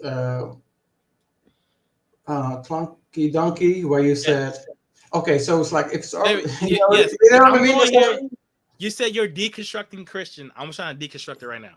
I want okay, to get so rid of this is that's not gonna. nonsense. I want to expose it. I assume that's not going to work right now. But okay, okay. Mhm. So on the view I have currently, I wouldn't take that second horn. It's not like voluntarism or arbitrarily whatever God commands is good. So his commands flow. That's like So Robert Adams. with Super quick. I want to okay, finish the thought. It's like Robert Adams, which William Lane Craig borrows from. So whatever God commands flows from his nature, which is a transcendent, objective, unchanging frame of reference, right? mhm. So that's what I would appeal to. So if I am missing the mark, I would by definition not be in accord with his nature and his command, which is, unlike Gotcha. you, Now, a so strict now, transcendent frame of reference. So that's why you lose. And well, and the Christian, I guess, is consistent. okay, now, so I ask you, what if God's nature allowed for things like arbitrarily killing aliens, hitting them in the head with an axe? Right. So Would it just to then be play good? along. Oh, okay. So just Would to play along. anything because but yes, would anything be good if it aligned with God's nature? Okay. So the move here, like we didn't even talk about the move I would make or a lot of apologies would make. I just want to know what you think. Oh, Okay. so hold up, super quick. We're getting to this, right? So they would say, if God's maximally great, whatever He commands condones is by definition good, right? So if you say, so you pin down that what's his name, Cal? I won't say donkey or whatever the whole time. What's his name, Cal? Yeah, don't even bring up Kyle. Yeah, I'm no, no, no. Kyle's not on the show anymore. He'll be back in June. I want to talk to you. Okay. So I'm bringing him. So I need to talk slower. I am bringing him up because you're making a similar move where. Yes, because you're making a similar mistake. No, I'm not because it's identical. I will show how. I will show how. Okay. Right. So I'm not saying whatever God commands is good, making it arbitrary. Something is good because these commands flow from His transcendent fixed nature, right? So if we were to figure out if something is in accord or out of accord with it, that would define if something is moral or immoral. If you say if I randomly X an alien who is sentient, I would have to ask also, is this in line or not with God's nature and commands? Yeah, So which is fully consistent. so we're already on this. We're on the same page here. I understand. All right. I understand your position here. That like if asking an alien would be bad because it doesn't align with God's nature. So, but I'm asking you a more metaphysical question. Are you saying that whatever aligns with God's nature is by definition moral? Yeah. So are you saying yes? Okay. So you can ask questions about details, and we can go about this very in depth and technical. But it's a simple question. So just think about like the one of those I don't know what they call them, the Venn diagrams, right? I know what you're saying. Look, okay. And look, it's like I have a lot of all the literature and all the positions are like popping in my mind, like a framework. And I'm saying, you say, is this your position? I'm saying, I want to explain yes and why, because I'm not sure if you're aware of the supposed resurfacing of the Euthyphro dilemma in terms of, are these great-making properties because God has them, or does God have these properties because they're great-making properties? Which Kuhn responded to what? Yeah, I'm just want to know what your position is. But everybody here, I will explain the line. Okay. So as you know, my subscribers are very well versed in philosophy. Trust me, you do not have to describe that to them. I love it. So they will be aware of the Euthyphro dilemma, Kuhn's objections against William Lane Craig, who's borrowing from Robert Adams, right, where it's a modified divine command theory, where he would reposit the horn as in, okay, well, are these properties good because God has them, or does God have them because they're good? And William Austin wrote a paper called what Euthyphro should have said, and basically, you can ask a question later, but he basically is saying, well, if God's maximally great, whatever properties he has are by definition great-making properties. So if he's a moral agent, he's by definition perfect. So all of your examples in the scripture will just completely fall flat, because whatever he commands or suggests is by definition morally justified. Right. That's the move I will make. Look. Okay. So now I have a question. My guy, Triple A, super quick. I can put off the hat and say I'm deconstructing, and this has issues, and there are responses to that. But for now, I'm, as I said, I want to point out something you guys, I think, could not respond to. Go ahead. Okay. Do you see the moral absurdity in that? What is the absurd contradiction, or are you appealing to intuition? By saying that anything that God does is going to be definitionally moral. It just follows from the concept of maximally greatness and moral. It logically follows. Yeah, it logically follows, but it has some consequences that I don't think you're willing to accept. I'm sorry, but all you have then, so I'm not trying to be rude or predictive, but all you have then is to move from bottom up, say, my intuitions are such, and you don't agree with my intuition pumps, then it's an rhetorical win, or in terms of appealing to moral intuitions, but it's not a logical defeater, right? At all. No, it's not a logical defeater. Right. So when so if you want to say that God can morally command child rape, that is not incoherent. You didn't violate any logical absolute. That is to take that is to take the second. I would say I would say that is a stupid moral system, but it's not incoherent. A moral system doesn't have to have a contradiction to be stupid. Right. You could say the morality is whatever contributes to speed. Right. So whatever action is the fastest is going to be the most moral. Whatever is that could be. we have to be concise here. Mhm. Whatever is in accord with, whatever is in accord with God's nature and His commands, right? Right. Yeah. So that is my position. So you would say, well, God could command rape, right? So and Kyle tried It would to, definitionally be moral. yeah. So hypothetically, definitely that would be true, right? And all you're doing there is appealing to, wow, um, X, Y, Z, or sorry, X could never be wrong in any possible world. Don't you intuit that too, right? So, but you're appealing to human intuitions, right? So, No, I'm using it. I'm appealing to the definition you gave. no, that You cannot be the said case. That cannot be anything. the case because my definition is, Your oh, definition was whatever aligns with the mind of God, right? no, it's a meta. It's like an ontological claim. Goodness, the essence or nature of goodness is just it's God's nature, and you can flesh it out in virtues, which Okay, can be so expressed, which can be expressed or revealed to us, which is like an independent thing that we can just discover, regardless of our opinions, right?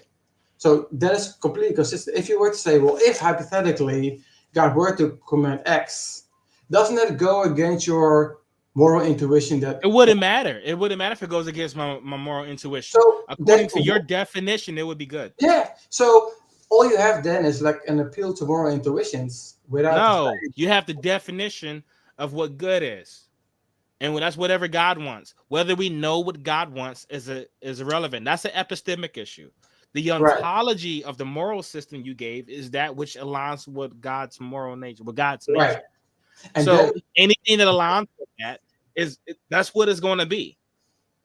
right, Even so and it could change. We know through the Bible it does seem to change. so it takes the fang or the strength out of it in terms of um so it takes the strength out of it in it's by definition true whatever God commands is right or justified, and all you have left is like these intuitions about So when you say this by definition true, like all we've done is like define the word, right? So a definition is going to be true by definition because that's how it was defined. it's trivially true, like a triangle has three sides. Yes. It's Well, an yeah, a because the way we priori. define triangle is definitionally true. And so then if we say that what's moral is whatever aligns with God's nature, then whatever God's nature is gonna be definitionally moral. Right. That's So, that's just the way it works, and but what that would include anything. what you're doing then is to say, if this were the case, then if God were to command X, right, it would be morally justified, and then you're appealing to the intuition people have. Well, obviously, this is not morally good, but that's relativism and not a meta ethical or realist position. Yeah, and so yeah, I agree. Your position isn't relative. To say that whatever God wants is moral, that's not that's not moral relativism. Is very consistent. There is no contradiction. I agree, So, but that's not the problem that I'm having, because now you can say anything that happens. Think of the worst thing that could happen. As long as God is okay with it, then it's good. The Holocaust, slavery, child rape, whatever. It is all good.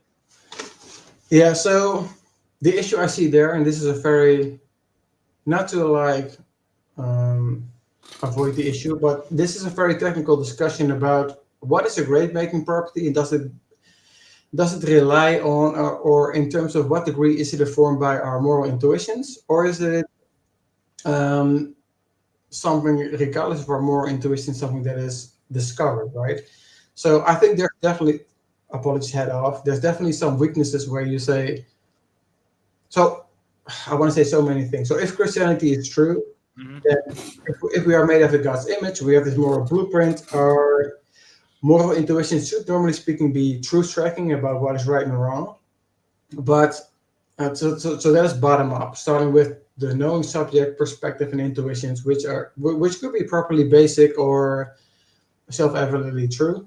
But if we want to adjudicate um, right? Then we need an external frame of reference. So the move the classical theist would make is um, maximal greatness, right? Where you move top down, where you say by definition something is good because it's God's nature in terms of ontology and epistemology. Uh, So okay, well, I'm almost done. I got a question. Okay. Super quick. I'm almost done. If I have ADD, I will forget, right? So if you then say something is good in terms of ontology because it is in relationship to God's essence, um, you're moving. So you are moving top down, right? And then you're saying, okay, so what is good? We're relying on revelation, right? So whether it's like rational introspection, intuitions, or scripture, that's something separate, right? Which you acknowledge. So long story short, like it is internally consistent when people have appeal to maximum greatness. Yeah, And and again, so that I don't. yeah, Yes, internal consistency means there's just no contradictions, right? all have, That have. doesn't mean the model is true, nor does it mean the model is good or useful or anything else. But it means you Like like cannot like attack it. internal consistency. I mean, that's the bare minimum. Like if you don't have internal consistency, then your model is incoherent. You No, don't no, even have a oh, model, okay. right? This is key. This is key, right? It is not only internally consistent. It also explains and maps out um, if so. If our cognitive faculties are truth apt and our moral intuitions are truth apt because we have the moral blueprint because we're created of God, Mhm. we can actually assess or try to figure out or discover what is objectively true. But that's like, as you said very well, which a lot of people do not understand, the epistemology ontology gap. So not only is it consistent, but it also is very much in line with the intuitions that we do have that torturing a child for fun is, So oh my some, God, I'm going to land the plane. mhm. It's morally child is objectively wrong in every possible world, and in your world, it's contingent. It could be evolved different, or people can have different opinions, which is, I think, a knockdown argument for your view. No, that's not my position. Torturing a child would never be moral, whether it's for fun or not. The for fun part is irrelevant. Torturing a child would never be. Like torture is by definition like Because it goes against detri- yeah, well-being. yes, it goes against the well being. That's Do you what know what? torture Do you would know be what? about. Okay, I'm going to be. I swear I do not mean to be pedantic, but do you understand the difference between hypothetical normativity, instrumental normativity, and categorical normativity? Not I didn't know what that middle one you just said was. Instrumental normativity is where you can have an objective frame of reference. Like if you want to play chess, right? Then there are just these. It's an institution, something made up. But if you want to play chess, there are these objective rules. You don't have to play chess, Hmm. but if you want to play chess, you have to abide by these rules. Otherwise, you're playing Smash or whatever, right? So you have this objective frame of reference, which is contingent. That Could have, sounds like a hypothetical imperative. Then you list three things. right, right. You You are said so, hypothetical, categorical. There was a third one. my guy. You That are so correct, but okay. some people, so that is true, it is hypothetical, but it renders a external categorical frame of reference, which you try to do with your well-being and based on biological facts. If it's just pure relativism based on feelings and emotions, you don't have that, right? So both your view and both Christianity have this objective frame of reference. Like X is just the case, whether you like it or not, well-being in your case. So the symmetry breaker is going to be on Christianity. This is like a Platonic form, like a fixed, transcendent, unchanging fact of the matter that can adjudicate things. And on your view, it is contingent. Could have been different. It's up. You know what I mean? When you So say that contingent, you mean it's based on some other it fact? could like natural laws could be different or Yeah. are So more. yeah, yes. So it is contingent Super in quick. that sense, right? So Like for instance, giving a baby battery acid to drink is going to be immoral because it violates that baby's health. right. However, if the baby's physiology was different and battery acid was nourishing to it, then it would then be moral. Well, okay, so now we're circling back into that. A Christian apologist would just simply say, "Cool story, bro. Descriptive, not prescriptive." Then, if there's no prescriptions, if there's no odds, why should God ought to do different, or why So, are you judging God? This is going so to, now, let me be very specific about what I was saying. So when I yeah, said there sure. was no odds, I was saying my system has no odds. That doesn't mean that there are no odds. That odds don't exist, right? So if you have a value, and everyone does, there are going to be odds. So the assumption is In that relation, sorry, in relationship to the beliefs and desires of the knowing subject, not like an external thing, which uh, could be, which yeah. is So contingent. And if, sorry, and if somebody disagrees, it's of equal weight, and it is of equal weight, and nobody could adjudicate who has. There's no fact of the matter about who has the right or wrong. value. Um, yeah, Values are going to be inherently subjective. that's going to be like There is no objective value. That doesn't that's exist. going to be like I think Yeah, like that the, objective value the is like killer saying this. blow Say to it your again. view. That's going to be like the killer view of your blow. So yeah, an objective value is like saying a square circle or a four-sided triangle, right? There's no such things. No, that's like this an analytical a priori identity. Is it No, true? so a value is about what you find important. It's about what matters to you. So a So that's value, going to be subjective. Period. yeah, I agree. So a value judgment is by definition in relationship to belief and perception and desires of the knowing subject, right? Yeah, for sure. Also, we are So going. so that Oh, that's no, no, so no. when I said I wanted to Super say quick, my guy. Super quick, like been drinking Red Bull and I need a bathroom break. Is that okay? okay, that's fine. I'll be right back. I I can do got this you. all night. I can do this all night. All Okay. right, all good. Yeah, I got you. I'll be here. How can I mute myself? By the way. Um, let's see if Okay. I might be able to do it. All right. Yeah. So I guess taking a bathroom break. Hey, what up? What up, Facade? Um, so yeah, we're here. We're discussing morality, and David Dutch is a deconstructing Christian, and it seems like that he sees the problems with saying that morality is whatever aligns with God's nature. But for some reason, it sounds like he's still holding on to that system. I don't know why. I mean, even in like one of our recent videos where we discussed morality, he was pointing out some of the problems that I guess he was saying. He was pointing out the flawed reasoning that our guests had, and he's using those exact arguments from what you can tell. He's back. What's going on, David? Can you hear me? Yeah, I'm back. Okay.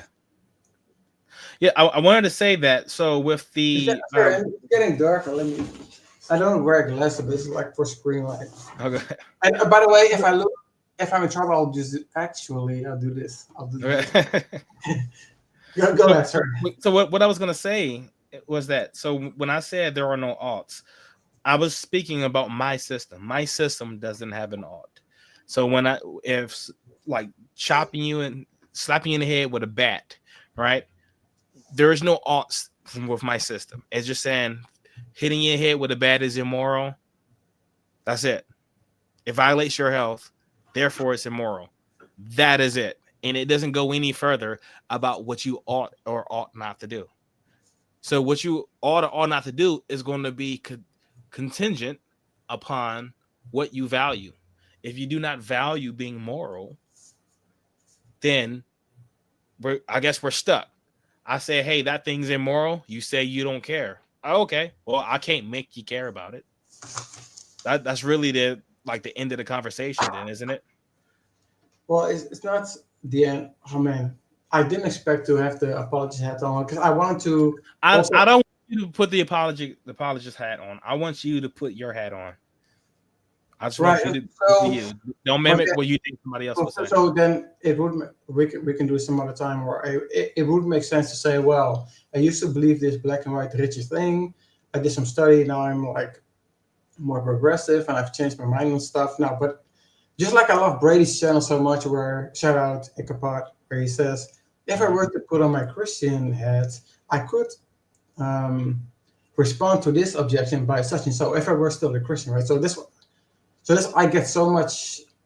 But you're still a Christian though, right? Because Yeah, yeah, because Brady's an atheist. I know, I know. But there are like as you know, there's a spectrum of very rigid, literal Christians to like progressive, right? So I'm changing my point of views, and I'm very grateful to his channel and stuff. So like gradually, I started out very aggressive in the comment section, and I was like, okay, you make a good point here and there. So it's like, so we can do this some other time, but I wanted to say that as somebody on still a Christian but on the fence or have tentative positions, I wanted to just to say that if I were to put on the apologist hat, this strategy that you do does not work.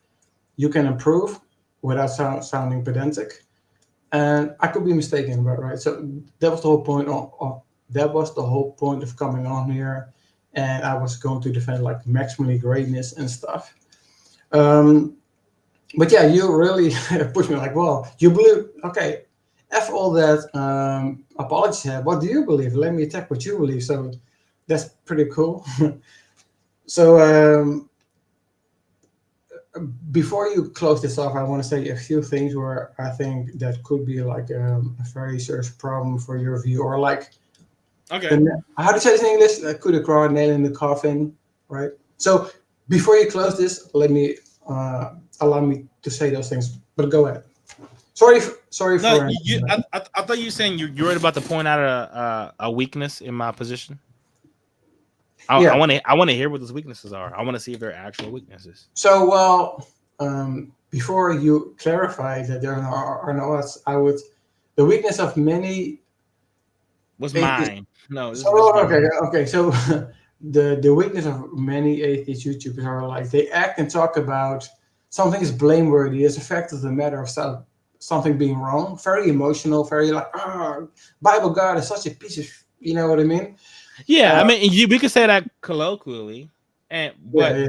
and I would say to be very technical on my definition, I would say God, the Bible, God, immoral. Period. Right, but That's it. so Now that's where. if you're Excuse me. if you're going to say there are no odds, then there's no way God ought to do or not to do. So if you say X in the Bible, I believe is wrong on my view, right? But there's no Right. objective. So think about this. So let's think about this. So Yeah. the Bible, in every passage that addresses slavery, it supports it. It condones slavery every single time. Right. Now I say slavery is immoral because it violates well-being. Okay. God, when He wrote that law, Yeah. let's assume He exists for a second and actually, Right. Of course, because part. you want to do an internal critique. Yeah. Sure. Exactly. God, when He wrote that law, obviously did not care about well-being. Otherwise, He wouldn't have wrote that one. Because only an idiot would write a law like that thinking it's going to contribute to well-being, because it clearly does not. That seems to assume the point of issue, because somebody could say that given the time and the culture,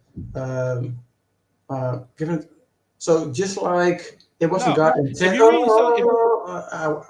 Sorry, if I will forget if I do not get it out right. So just like it wasn't intended to be people would divorce, but because of the weakness of heart, God allowed certain circumstances for them to be divorced in the same sense, like God would, condescend and say, "Well, you can have servants, but you have to treat them nice. Or remember how you guys were also slaves in Egypt." And so the problem is that doesn't work. Not for the Bible. And especially not for the Bible's God. For one, He's omnipotent, right? So He can do whatever He wants. Just like He banned murder, right? He didn't slowly eliminate it. He didn't allow murder because of the wickedness of people's hearts. He could have just done the same thing with slavery.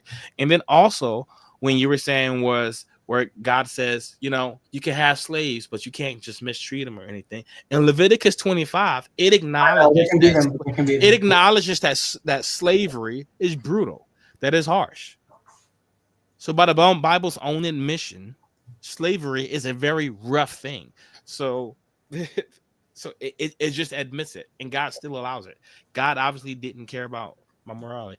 How about something more specific, like when God resorted to genocide numerous times? I'm willing. Okay. So He didn't care about well-being. can I say something super quick? Right. Okay. So, like I said, we can do this for hours. You can cut this however you want, but like I said, I'm in the emails. Like I either want to come on in a few months where I can do preparation, or I'm just freestyling. I'm freestyling right now. We can do this literally all night. I don't care. But so, do you want me to right now play Bible Fest, as in, you know, to No, actually? I wanted this whole time. I just wanted your position. You said you're a deconstructing Christian, and Yeah. why? Because I don't. Here's the thing I don't get. Like, I don't understand people who take months to deconstruct, or sometimes years. Brady, it took like 10 years, a decade. No, it sorta. He was still no. I did. I talked to him. We've had several conversations about this. Okay. Yeah, but let me say this. So there was a point where in Westminster, so in seminary, it was like, dang, I did not sign up to this. Where there was a breaking point, then slowly he was assenting to the thing that happened, right? But it was a long process, right? So if somebody's committed to Christianity, you cannot just jettison all your beliefs. You have to. For some, if you're vocally acknowledging that you're deconstructing, you cannot fast track me at right that now point. That's not going to happen. I went from Christian to atheist in about a week. Yeah, it was very fast. Sure did. And so once you get to the point that you're openly acknowledging that you're deconstructing, at that point it shouldn't take a very long time. You want okay. So if you're so Brady, I don't want to put words in his mouth. Brady, if you're still watching, put it in the chat if I'm wrong. Is he in the chat? No way. He told me he was watching at least. Wow. Cool. Shout out. I love Brady. Brady. So if, from my understanding, he, like I, spent years struggling with the scriptures, but we were still Christians, right? I am right now. But okay, right. But you said you're deconstructing. You want to know what and why? Look, it sounds like you're on your way out the door. Phantom X says my deconversion took minutes. So okay. So somebody in the chat said they deconverted in a matter of minutes. Let me just say this, right? So It is true that in the debate circles or reform circles I'm in, as soon as so you can ask me later why. When I put up the hat, you can ask me why am I deconstructing and what topics caused me to do so. I'll be very blunt and honest, right? If I take off the hat, right? And I got a lot of troubles, or like, I don't want to say assault, but like flag in the reformed Discord or communities that I'm in, for accepting evolution, doubting eternal conscious punishment is just, or. So let's talk about evolution for a second, because that's actually if you watch B Good's content, you know. I know. That's actually one of the issues. I read the book. There was such a strong argument. Okay, you're right. Can I say something super quick? What do you do with that? I'm super excited. Can I say something super quick? I'm sorry. So 2 years ago, I'll try to be as quick as I can. A Dutch, very famous Christian theologian that I know that preaches at my church wrote a book about evolution and Reformed theology. Is it compatible? Which started my whole journey. Like, is it? I want to go with truth leads, right? Similar at the same time, Brady had his deconversion video, and I was like, okay. And then I read his book, and I was like, okay, the evolution thing plays a huge part in why the unraveling started taking place. You know, with the whole Peter Enns thing, right? So I was like, let me do a deep dive into that. And while I was deep diving into evolution, it is suffering and pain before the fall compatible, and I'm still working on that issue, which explains the bags on the eyes. But where was I? Oh yeah, so So Brady made that a huge point in his book, Let There Be Gaslight. I also started to study that. So I accepted evolution as very likely to be true, since it is induction, not like 100% true. So I was very increasingly sympathetic to the arguments that he made, right? So that's all I want to say in terms of timeline and my road of deconstruction.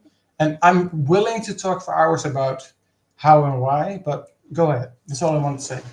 Okay, I want to know how you deal with like you said you accept Christianity. Yeah.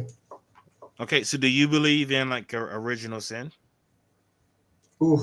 William Lane Craig and both Gasper van der Brink. Yeah, so my understanding of the gospel is that there was no sin, there was no death, any of Yeah. that until Adam bit the fruit. Okay. Do we So, we do you want do to we now like deep dive into a separate evolution issue, because that's No, the not main well. cause of my deconstruction, by the way. I So, just want you to answer that question. Do you believe that?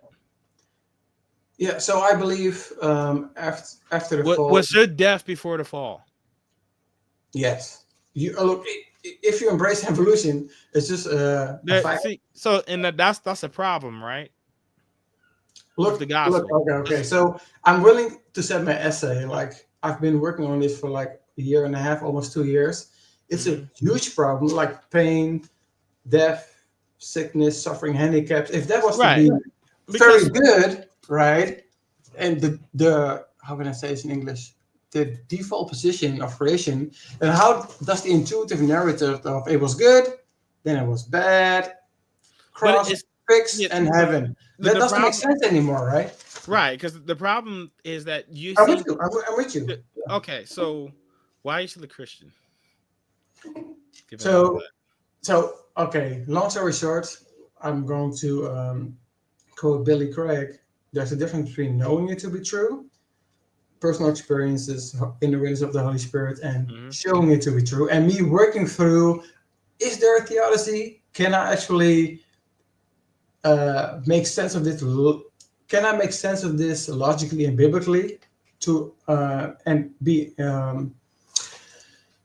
what is the word, integrity, and be real about this, right? That's a process which is very grueling and caused almost some burnout issues that I have been dealing with for like almost 2 years. And Brady knows this. I've been in the comment sections a lot. I don't know where I end up. Look, you could be talking to me like in a year, and I'm like, you know what, you were right all along. This is a bullshit, bro.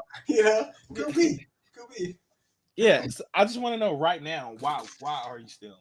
Because it doesn't seem like you have any good reason to. I answer that. So it's first of all, well, that I don't. If you want to, I can give my testimony. But I wasn't raised as a Christian. No. I wasn't raised as a Christian. I had a personal experience, which is. Does your personal experience in any way reconcile the problem between the gospel and evolution? I don't see a direct contradiction. You can take a the way that sin entered the world. So you can say, I believe evolution is true, and there's it's still compatible. Oh, by the way, JD, sorry, Brady. Let me reorient. I'm gonna take a suggestion from the comments here. So okay, so the facts. I don't see the comments, by the way. I don't see the comments. Yeah, that's fine. So the facts that we see in reality, the world around us, the things we know through science, all of reality, which one best explains the facts? Right? Is it evolution, or is it Adam bites a fruit and stuff, and everything else that goes with that?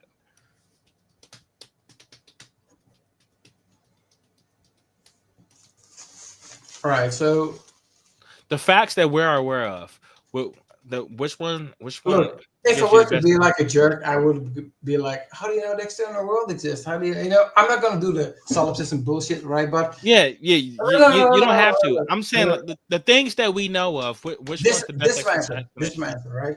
Okay. So granted that the external world is real, and like there's a fact of the matter about it, and we can ascertain or we have truth tracking abilities. I'm going to grant all of that for sake of argument.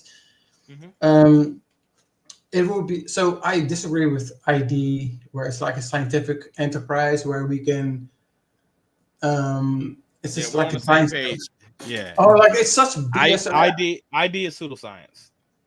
I agree. So I Mhm. think like with Billy, sorry, this is disrespectful. With William Lane Craig, I would say it should be a philosophical argument based on induction, which is reasoning to the best explanation on the facts we perceive. So I would say it's more like right now. I could be convinced otherwise. It's more likely that the explanation would be like an intelligent designer than right in terms of the cause of all the things we see. Then it just being like a brute fact of You, right. Oh, okay. So do you think that intelligent designer? This question. super quick because like I Okay. think we'll forget this, right? So some how can I say this? Depending on what view you adhere to, they would fully accept evolution, even the mechanism, which I'm skeptical of, like random mutation and all of this stuff. But even if you agree that the age is very old and there's common descent, the explanation of a teleological notion, some program who set this in motion, all this complexity, prima facie makes more sense to me than it just randomly is the case. Okay. Go So ahead, let's sorry. say, all right. You're So very patient with me. Thank you. evolution's not random. Neither's the Lambda CDM model, Big Bang, all that kind of stuff. That's definitely not random. But okay, so that intelligent designer, do you think he cares about well-being? Yeah. You think he does? Designing a world like this? So okay, I want to switch it. So most Reformed Christians would say he cares about well-being, but the thing that trumps it is God's glory. Oh, this is going to sound like such a stick. So God gets No, no, glory. no, no, no. So God the gets main idea is glory this. from rape and Hold on, hold on. Super quick. If God's maximally great, he will instantiate a world that's incorporates nature and desires. It is not about human happiness or flourishing per se, but it is about instantiating things that will bring glory to him, right? so child rape brings glory to God. So zooming out in a full picture, it does, and I'll explain why on the Reform view, right, on Cal's view, or and currently my view. If God exists, it does in the end bring glory to God as Child rape. No, hold up. It will bring glory to God where He ordains it to happen, where on compatibilism people freely choose to act in a sinful way. God will use that to instantiate some attributes like divine justice, and they are vessels of wrath needed for such a thing. So that we may not even see, like that nobody even knows about. So right now, there is some little girl who will be kidnapped, will be brutally raped. She will never see her parents. I know what you're doing. It's like an intuition pop. Like, oh, isn't this wrong? No, it's not an intuition. Just let me follow. Just let me go here. She's gonna be brutally raped, never see her parents again, and then she will die alone. Yeah. Right. Okay. On your view, right?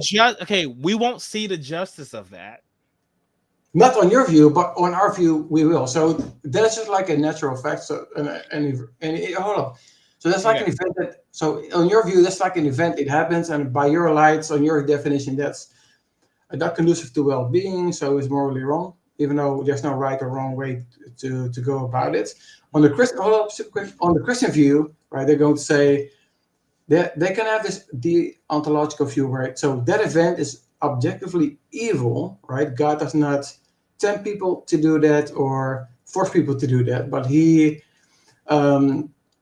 decreed it.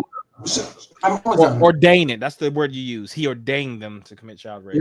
You're roboting for me. Okay. Hello? Yeah, I say so. God ordains it. God ordains child rape. Well, okay, so that's like Cal got in trouble with ordain and author of sin. Like that's a very Yeah, niche. don't bring up Cal. Cal's irrelevant. Cal's not here. We have a scenario. There's two worlds. They're okay. They're almost identical, except for one has the girl gets raped. One has child rape, the other doesn't. Okay, which one brings more glory to God? You're saying the child rape one does.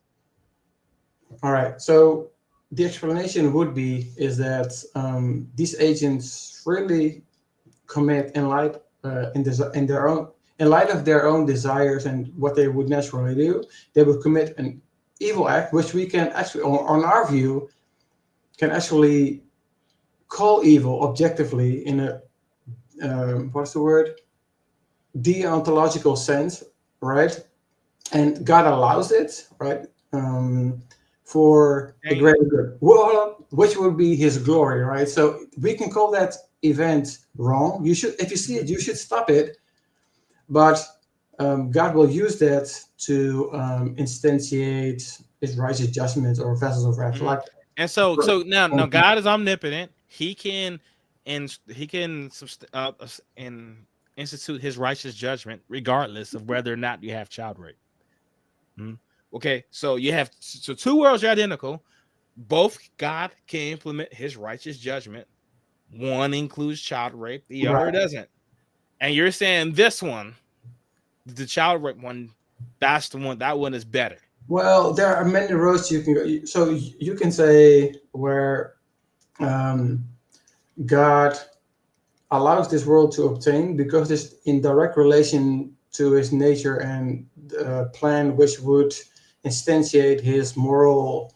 Which would instantiate His glory, right? So I'm actually, if I were to be a Reformed Christian, I think necessitarianism makes the most sense. As in, if God's maximally great, He can only instantiate the world that's in accord with His nature, right? So I don't think I'm skeptical of the possibility of there being many possible worlds with equal weight where He can choose from. There's going to be one world. You're saying God couldn't make a world without child rape. So if we're going to bite the bullet and say that, so this clearly happens, child rape, right? What is the justification for that, right? On certain views in which on the Reformed view, they would say you already gave the justification. You said God gets glory from it. I'm asking, God is omnipotent. What do you think he gets glory from?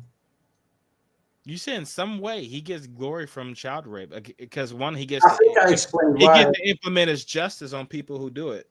Yeah. Even though we're not sure if that happens, and sometimes people do it and then nothing happens to them, but it happens in the afterlife sometimes, right? All Christian theism, if God is all powerful, it happens in the afterlife, right? That's when the punishment happens. Yeah. Okay, right, but they will go to hell regardless of whether or not they raped the child, though, because the problem is they didn't ask Jesus for forgiveness, not the child rape. How is that relevant? Say that one more time. How is that relevant?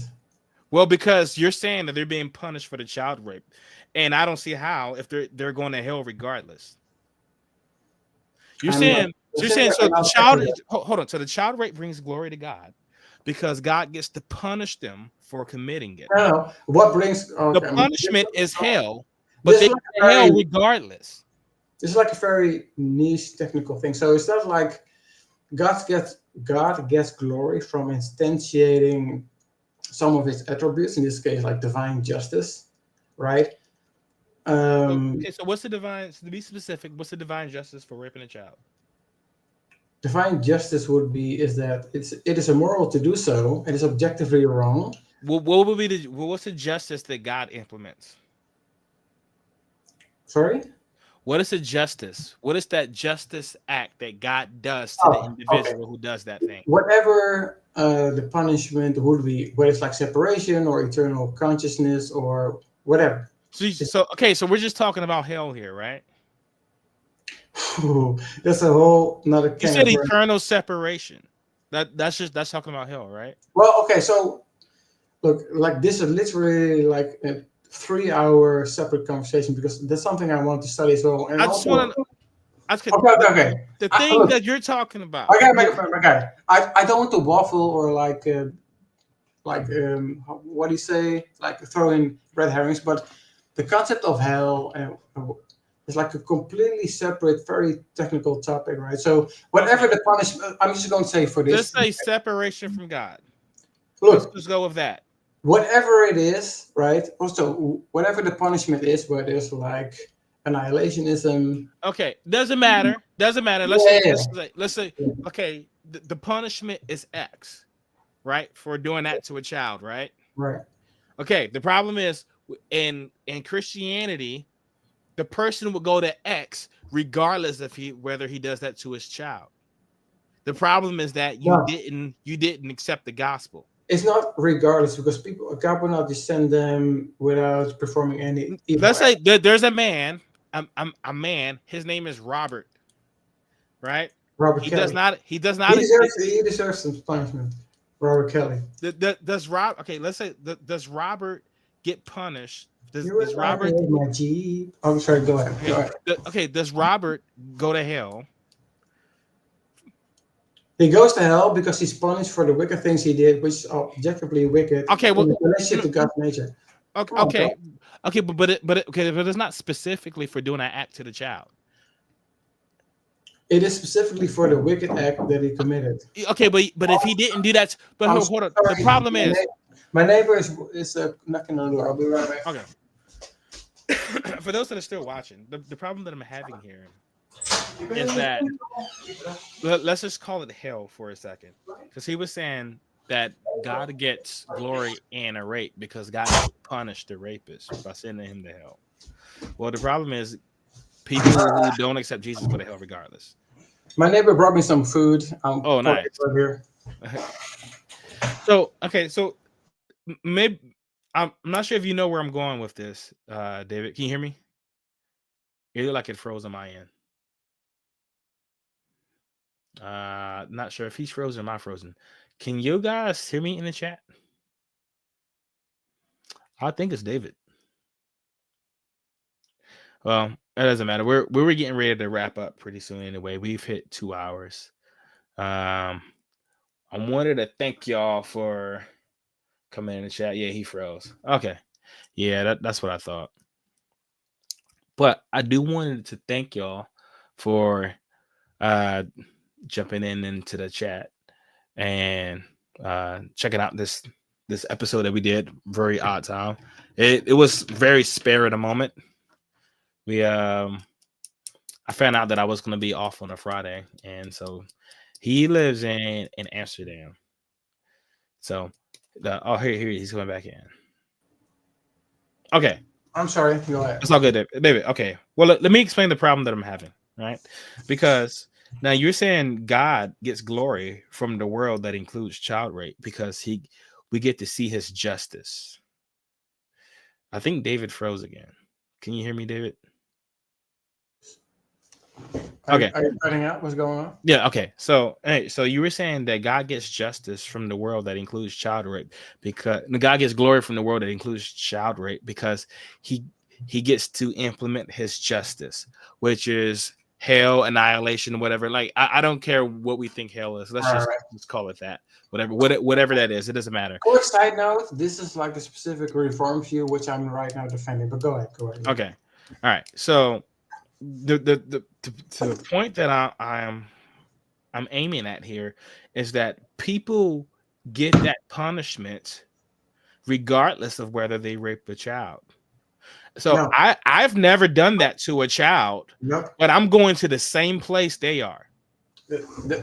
According to Christianity, right? I think that is false. I'd go to somewhere else. So right now I'm headed to a certain place, but then if I would have committed an act against a child, I go to. You're not heading towards a certain place, irregardless of the evil act you committed. So the rapist is being sent there because he committed a wicked deed, and he didn't. So if he didn't follow up, and he didn't reconcile via Jesus Christ to God. That's right. So that's the last part. He didn't reconcile faith to God. Right. That was okay, but so it's not the rape then. Yeah, it is. So it is objectively wrong. Okay, all right. So okay, look. For me, I've never done that to a child ever. All right. So do I get to go to heaven now? You wouldn't go to heaven if you're a sinner, regardless of what the sin is. Right. Okay. And everybody's a sinner, right? According to the Reformed Okay. theology. Okay. Yeah. And so, and in order to get to heaven, I need to reconcile with God. Yeah. Okay. So the reason a child rapist is going to is going to hell is not because he's a child rapist. It's because he didn't reconcile with God. And if he did reconcile with God, then he wouldn't. So the child is wholly irrelevant. So he's being sent. So no, I don't want to talk about hell because it's like a very specific. Okay, position. let's just say God's punishment, whatever word. We're getting lost. Okay, so hold on. So this person is punished because they committed a wicked. Whatever the punishment is, he's punished because he committed a wicked deed, not because God wanted him. Okay, so let's break this down. David. Hey, we have a group of people, right? And all of these people have not reconciled. Have been reconciled with God. Okay. Yeah. All right.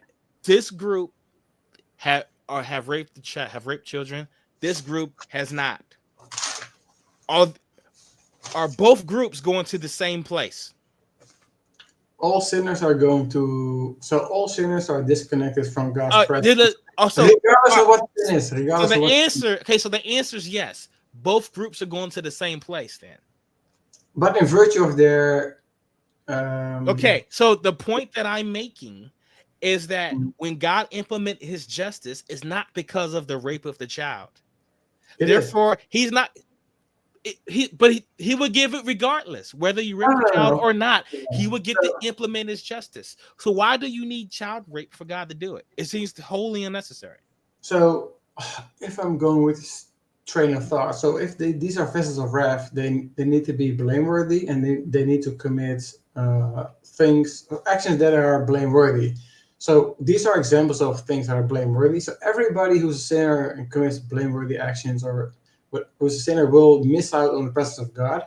So it's in virtue of. So the punishment is in virtue of not being aligned with God's nature and commands. So that is the just punishment. So, and the people super quick. So the people who are not are still sinners, but they are. That punishment has been paid for by Jesus Christ, as you know, right? So I understand, David. You don't have to give the gospel to me. All I want to know, you have a group of people. Neither of them are Christians. This group are child rapists. This group aren't. Is it? I know. Okay, are they going to the same place? Did they both get God's punishment? So both groups could either be in heaven or in hell. No. So I told you in my scenario, the group can't be in heaven. Okay, so both groups, right, on Christianity either need Jesus Christ to be in God's presence or they're going to be punished, regardless of what their specific. Okay, and in my scenario, neither of these groups have been reconciled with God. They have not met Jesus Christ. Neither one. It's just that this group are child rapists and this one isn't. But they're both getting punished by God, which means God gets to implement his glory through his punishment, whether there is child rape or there is not. The child rape thing is wholly irrelevant, which means that God does not need it. Nope. So by definition, by your own admission, that's what that would mean. How? Okay. Let's reverse the scenario. David. Okay, let's say there's a group of people. They are both Christians. Both love God, have been reconciled by the gospel. This group was formerly child rapists. This group isn't.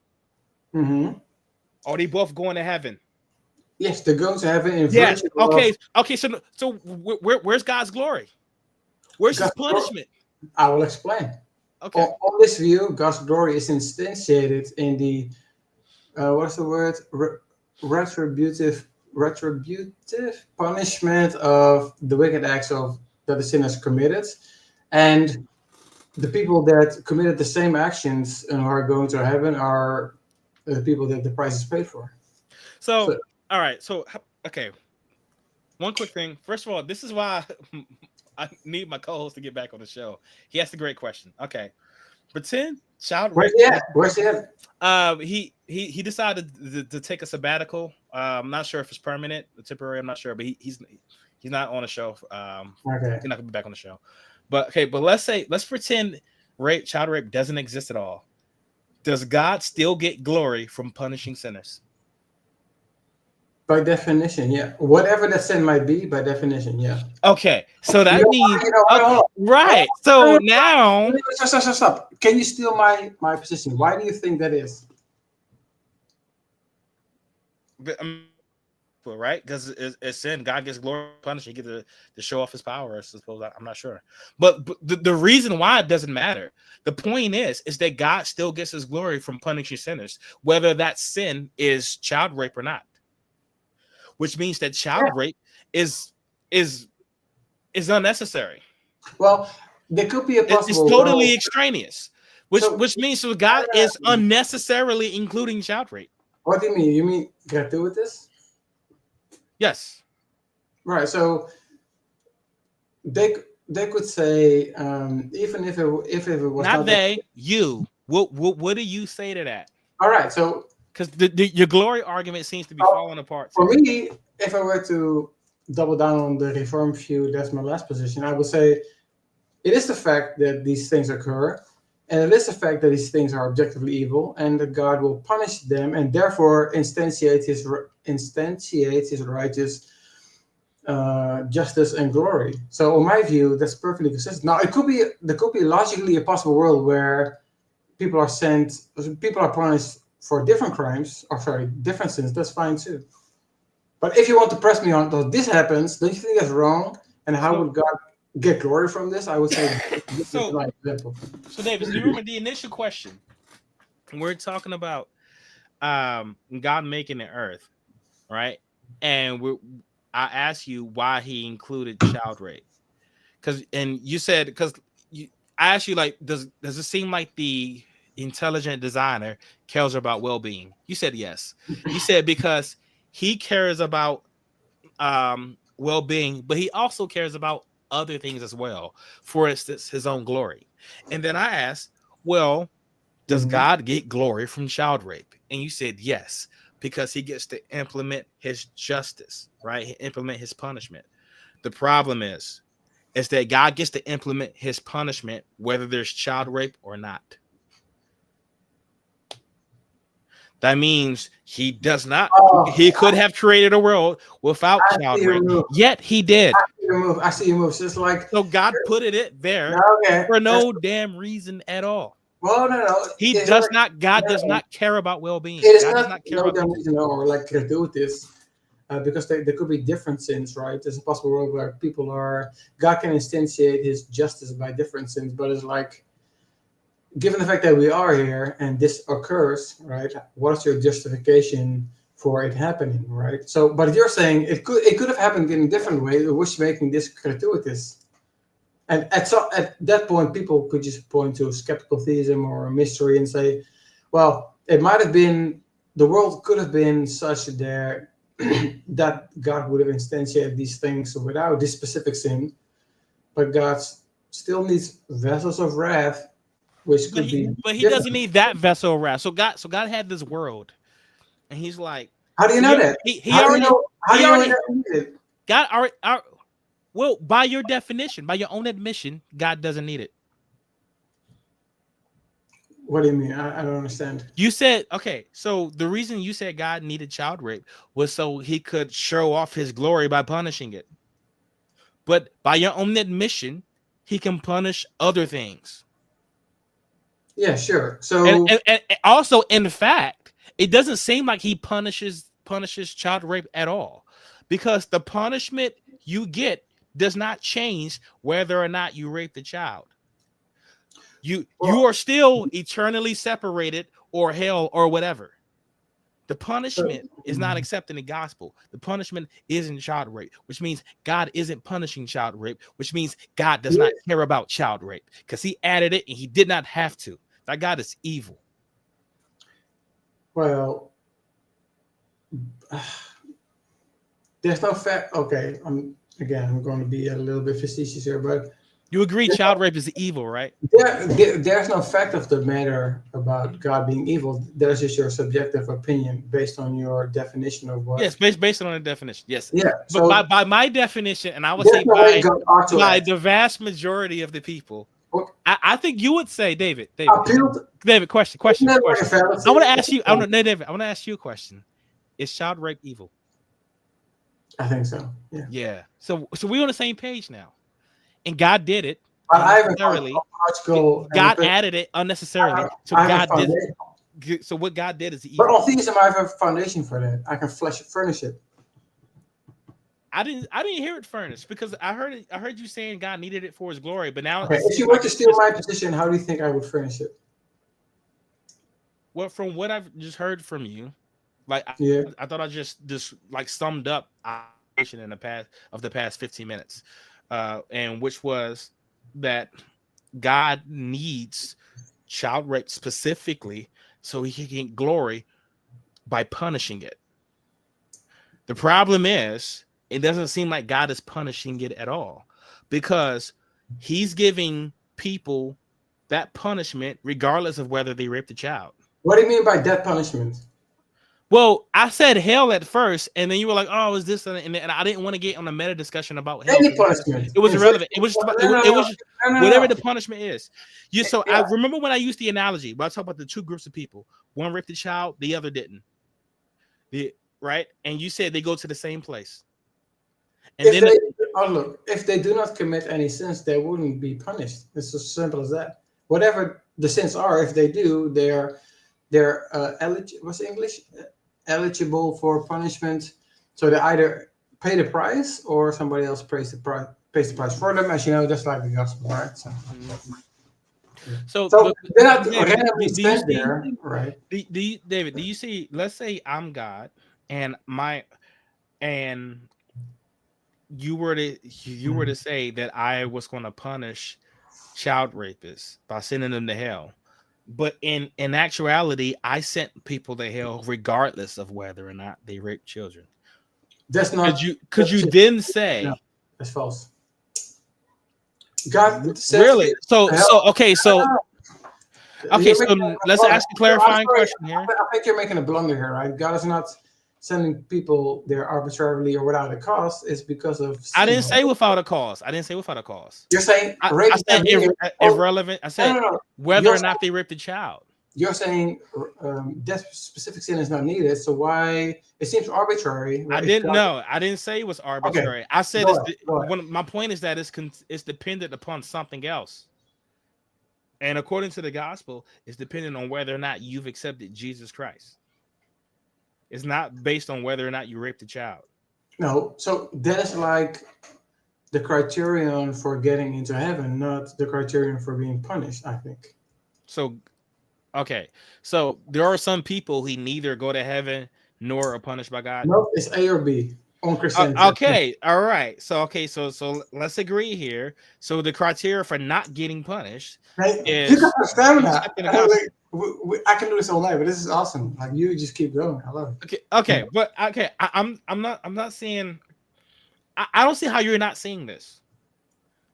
All right, so let me steal my new, right? Is that fair? Sure. So I think your argument is that if God is sending people there regardless, right? Why is this specific sin needed? It seems to deal with this. Is that in broad strokes what you're saying? Yeah, essentially I had asked from the beginning was that do you think the intelligent designer cares about human well-being? And you said yes, but he also cares about other things like his glory. Right. And I asked you, so God is obviously to compromise on human well-being if he gets glory from it. You said no? So no. Yes, if he cares about well-being, he cares about his glory more. So he'll compromise on well-being if it brings him glory, right? I'm not sure if I want to use the word compromise there. So it's more like there's like these So tiers of how can I say this? So on the mhm. reform view, So he'll well, super quick, God because I allow. won't forget. So super quick, I will land super quick. So on the reform view, there are like these tiers of values. The main reason and purpose of instantiating this world is God's glory. Shalom and well-being is a part of that, which will be in heaven, right? But it is, what is the word? It is not as important as God's glory, right? Right. So all right. So God is willing to allow uh, harms to human well-being if God gets glory from it. Yeah. So then you're getting into Right. the but then No, you're getting we don't into have the to go anywhere else. That's the only point that I wanted. That's the only thing that I need you to agree to for us to move what forward. do you mean by allow? It's like ordained or decree. What do you mean? Because I Well, think you have either one. soon, It right? doesn't matter. It doesn't matter to me. God's in control in all of it. Then Right. God is responsible. Whether you want to say God is allowing it or directly contributing to it, it There's a, doesn't matter. there's a huge Either way. So God cares about both well-being and His glory, but His glory is here. Yep. Okay, right now so I pointed out how child rape obviously goes contrary to well-being, and you said yes. The reason God allows it is because it contributes to His glory, Yep. right? On And the and the way and one of the ways that God gets glory is by punishing things that are bad, that are evil. yeah. Okay, so the problem is God doesn't need child rape in order to punish things that are bad. He can punish other things that are bad. And then if you look at Sure. the gospel, the way it's presented in the Bible, it doesn't Mhm. seem like God is concerned about that at all. He is punishing people for not believing in Him. He is not punishing people for No, child no. rape. Okay, so this is why I brought up my analogy. I said you have two groups, neither accept the gospel. One group includes child rapists, the other does not. Do they get the same punishment? You said yes. So that means I'm right. That means you agree with what I'm saying. Same as in being punished for sin. So Separated, yes. Separate. so the degree of sin is like But that's all that God need, right? The punishment for sin. That's the thing what we're talking about. The punishment for sin. That's the thing that we need, and that's the thing exactly what you get. You don't need child rape for that. well, not it's not like a logical entailment, but I think God does, if you want to use the word need, sin to instantiate divine justice. Yeah. Yes. Okay. Sure. Sin, but not child rape. Yeah. So all right. I don't see the issue here. So Okay. I'm drinking a lot of like, water. Can I make a quick I'll bathroom break? go. We're about to wrap up soon. Okay. Okay. Also for Be Good, he clarified in the comments. He says, my faith foundation cracked in 2014. I think I lost my faith in a moment, but it took me about 6 years to come to terms with it. So he clarified something that we were talking about earlier. I think honestly, man, my take on David, man, I think he's hanging on by a thread, and I'm usually not one to convince people to not be a Christian, but I feel like he doesn't think he has good reasons either. All right, David, you're back. Can you hear me?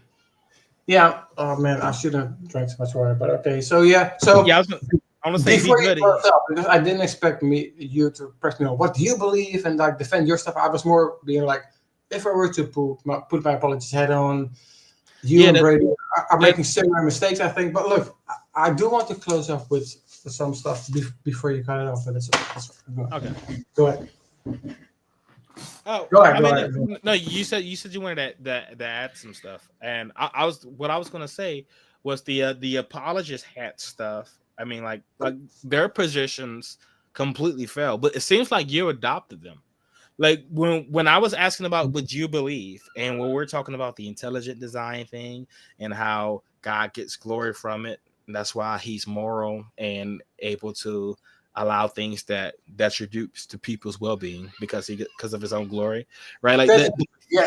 this seems okay. This seems to be taken Okay. out of like straight from like Christian apologetics. Right. Like from what I'm hearing from your position, it doesn't sound Right. like any different from what I would hear any like non-deconstructing Christian would say. Well, I'm saying these would be their argument. So you made very specific points. I was like, this would be the arguments, and I think there's some merit to it, right? But if I were to zoom out, I would say, well, I'm deconstructing for these reasons, and if I were to, you know what I mean? I'm gonna say it has no merit. The only thing that, if you want to call it merit, the only thing that it has going for it is that, as far as the Christian position, is that it is internally consistent. If you want to say that whatever God does is moral, it is going to be internally consistent, unless you want we had Kyle, we had asked him, since he said that God decreed everything. Like, do you believe that? That was Stranger. Yeah, do you believe that God decreed everything? It was a train. You know why it was a train wreck? It was a train wreck because he was a very honest Christian and he didn't deviate from the moral contradiction. Yes. And when you put them on it, yeah, yes, I know. He had to bite it all. He was being very honest and biting all the bullets. That's why it was a train wreck, because that's what it is. It had nothing to do with Kyle. Anybody, if they come on, if they bite all the bullets, they run into utter nonsense. Precept Ninja bit all the bullets. It seems like he quit apologetics. I don't know who that is. You should come back on Precept Ninja. I want to come back. I want to talk to you. But Precept trash. Yeah, but if you bite all the bullets, it runs into nonsense. Well, presupposition isn't even coherent. But yeah. But anyway, so what I want to say is it was a train wreck, not because of him. It's because of the position. The position sucks. No. But I think you could. That's what's going on. No. So now, I think David, you specifically, you try to deviate when you can,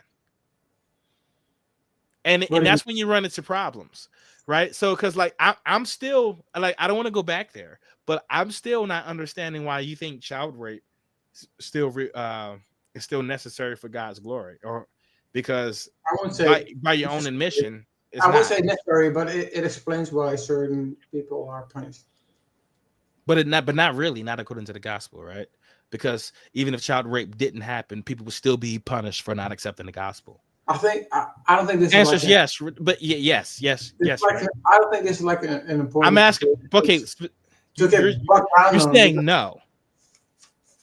You're saying no. You're saying, so if there was no child rape, everybody would go to heaven?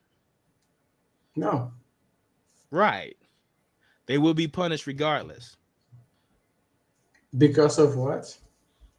Well, because of because they didn't accept the gospel, and that's what I would. That's no. Because so the reason they're being punished is not because they raped a child; it's because they didn't accept the gospel. Which means it doesn't seem like child rape is being punished at all. As a matter of fact, as long as you just accept the gospel afterwards, then nothing happens to you. We're going in circles a little bit here. Okay. I'm not sure. Well, but anyway, so the point that I was trying to make was that it can be somewhat internally consistent, unless you adopt other positions like, does God decree everything? I'm asking you now, does God decree everything? So this is where I want to waffle or like be like sneaky about it, but so this is where Kyle got in trouble with like ordained or like but forget Kyle for a second. Just you. I'm just gonna say ordained. If ordained means knowing the state of affairs will happen, and he allows it to. So, and he will make sure that that is instantiated. Then sure, yeah. And so he makes sure that something happens. Is that So, what you said? You well, kind of cut out for a second. oh, I'm sorry. So there's like a very nuanced issue. But yeah, so if he ordains something to happen, it will come to pass. Like the state of affairs will Does obtain. God ordain? Does God ordain everything? Yeah. Okay. So On that particular okay. theory. Okay. You said God ordains everything, right? Yeah. You So said he yes. he knows what will happen. So he But has. yes or no, does God ordain everything? Is God just really smart and just So knows the future, or is he uh ordaining stuff?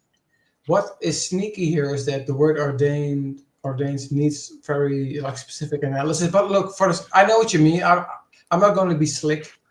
Yes, he. Yes. Okay, the answer is yes. Yeah, Okay. All yeah. right. Now hold on. Yes, Hold on. yeah. That's all we need for right now. All right. So are there things that happen that goes contrary to God's nature? Sorry, what? Are there things that happen that go contrary to God's nature? Yes. So did God ordain things that go contrary to his nature? Yep. The answer is yes. On So the that from by your own definition, God is sinning. He's ordaining it. so that's a big fat blunder, right? So It's a uh, contradiction. nope, it's a blunder on your look. I don't mean to be like rude or like Sure, condescending. good. I think it is a blunder, and I will explain why. Sure. Because on compatibilism, for example, right, there's a huge difference between direct coercion or or like forcing an agent to act, right? So if God is setting the stage where people will on compatibilism freely do what they would naturally do, and they're still blameworthy. So God is not sinning or attempting to sin. I think that's in James somewhere, right? So God doesn't sin or attempt to sin, but He sets the stage where people freely do what's in their nature. So according to compatibilism, But they're can I still know? blameworthy. But They're hold still on, blameworthy. David. No. This is the problem here, right? Because why do they have their nature? Like that's the way God made them. Ooh, God ordained like all of that, right? David. Let's follow logic yeah, here. You said God ordained everything. right. Period. You said yes. That includes everything. That includes the fall. That includes the Yeah, natures peoples have. Everything. So okay, all right. So now, when somebody does something that aligns with their own nature, is God who gave them that nature. sure. So okay, so the answer is yes. God does ordain things that go contrary to His nature. Whether compatibilism is true or not is totally irrelevant. This is Yeah. not a So this is not a blunder on my part. This is a contradiction in your no, no, statement. no, no, no. So they will definitely just straight up bite that bullet and say on compatibilism, something can be I'm determined. not talking, David. I'm not No, talking no, about no. them. I'm talking about you. Yeah, yeah, okay, okay. That So this for is my the problem okay, in okay, your okay. system.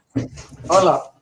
For my current view on compatibilism, right, it is the case that there's desert, which is compatible with determinism, right? And there are many atheists who also hold to compatibilism. So God can actually set the stage such that people will freely on compatibilism act in But accord with their nature. Dave, Hold up, and they're still blameworthy because what they're doing is objectively intrinsically wrong, but and Dave, God has judgment on that. the There's problem, no contradiction there at all. the point that we're missing here is that you agree that God ordained everything, right? Now, when we talk about somebody sinning, I'm granting that. no, David, listen. When we talk about somebody sinning because it's aligns with their own nature, the way they got their sin nature in the first place is Yep. because God ordained something.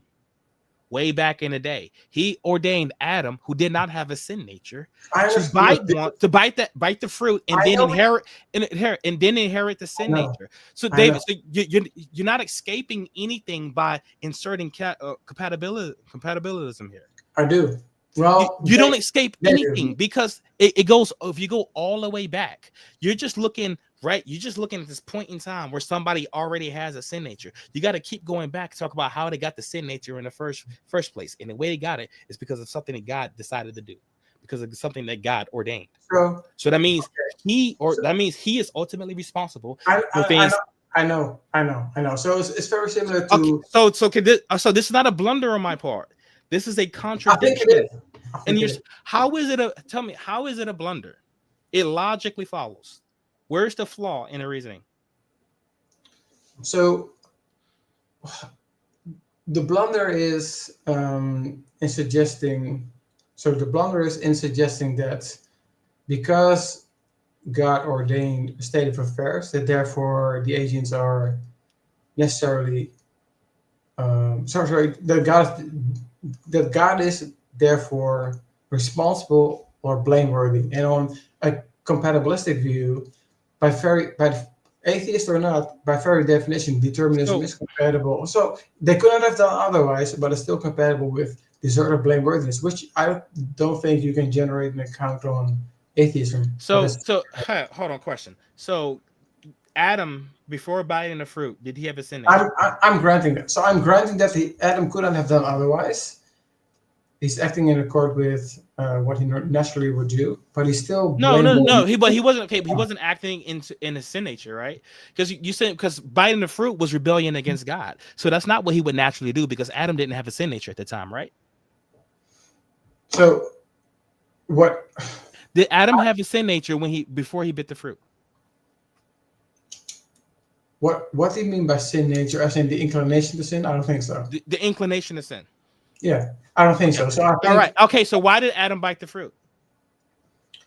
Okay, I promise I'm not trying to be difficult here, but David, the ultimate cause was God, right? nope, he's the cause. He's acting on his. So God was not the ultimate cause. No. Look.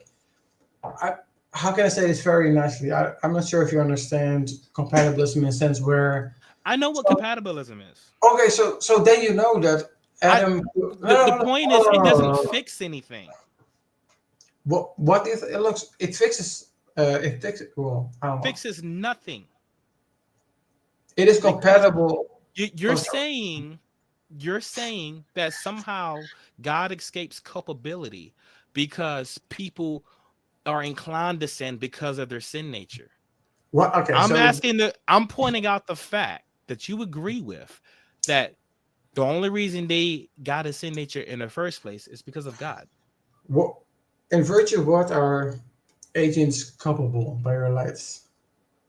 Responsible. So like for or whatever. Like so here's a pen. In virtue of what? In virtue of causing the thing. Like the sound that you hear, like this English language that's coming out of my mouth, I'm the cause of it, right? Yeah, so but I'm not the ultimate cause, right? Because like I was born and my father was born and etc. Right? And there's a bunch of other things that had to happen. When we're talking about or God ordaining stuff, He's the ultimate cause. So when we talk about the ultimate cause of things, it doesn't work because on your view. So let's say that evolution. So let's say a certain person is determined to, can I say the word, to be a PDF downloader, you know? Well, you said some brutal stuff. So who's a pedophile who has strong inclinations to fiddle with kids, right? He cannot help himself. He might even have an intuition that it is wrong, but it is determined that he will do X, right? So on our view, you can say, well, even though you are determined to do X, you're still blameworthy for X. So that's the move they will make, and they will ground. So David, so that would be my position. But if you think that there is a God who ordained everything, including his inclination to be sexually attracted to children, then I don't think God is blameworthy. Okay, so it's not there's no problem on my view. The problem is with yours and the whole Christian system. Well, no, God's decreeing everything. God decrees things. That's not fair. That's not fair because on your view, there is no blameworthiness or ought to begin with. Yes, there is. There is. So remember, I clarified this. David, I clarified this when I said that there are no oughts. I was talking specifically about my moral system. My moral system does not contain oughts. It doesn't mean that oughts don't exist. I have a value system. Hypothetical normativity. The value. No, It's I have a val- hypothetical normativity, right? So if it- somebody says, "I don't want to be in accord with your account or your like social contract," there's nothing you can say. Well, you ought to do it anyway, and yeah, based on you're my not blameworthy. So there's no wrong or mm, blameworthiness. It's just like there's descriptive. Like no yes there. that's it. So That's no it. no David, you're confusing my moral system with my entire worldview. Okay, so I'm a humanist, which means that I value humans.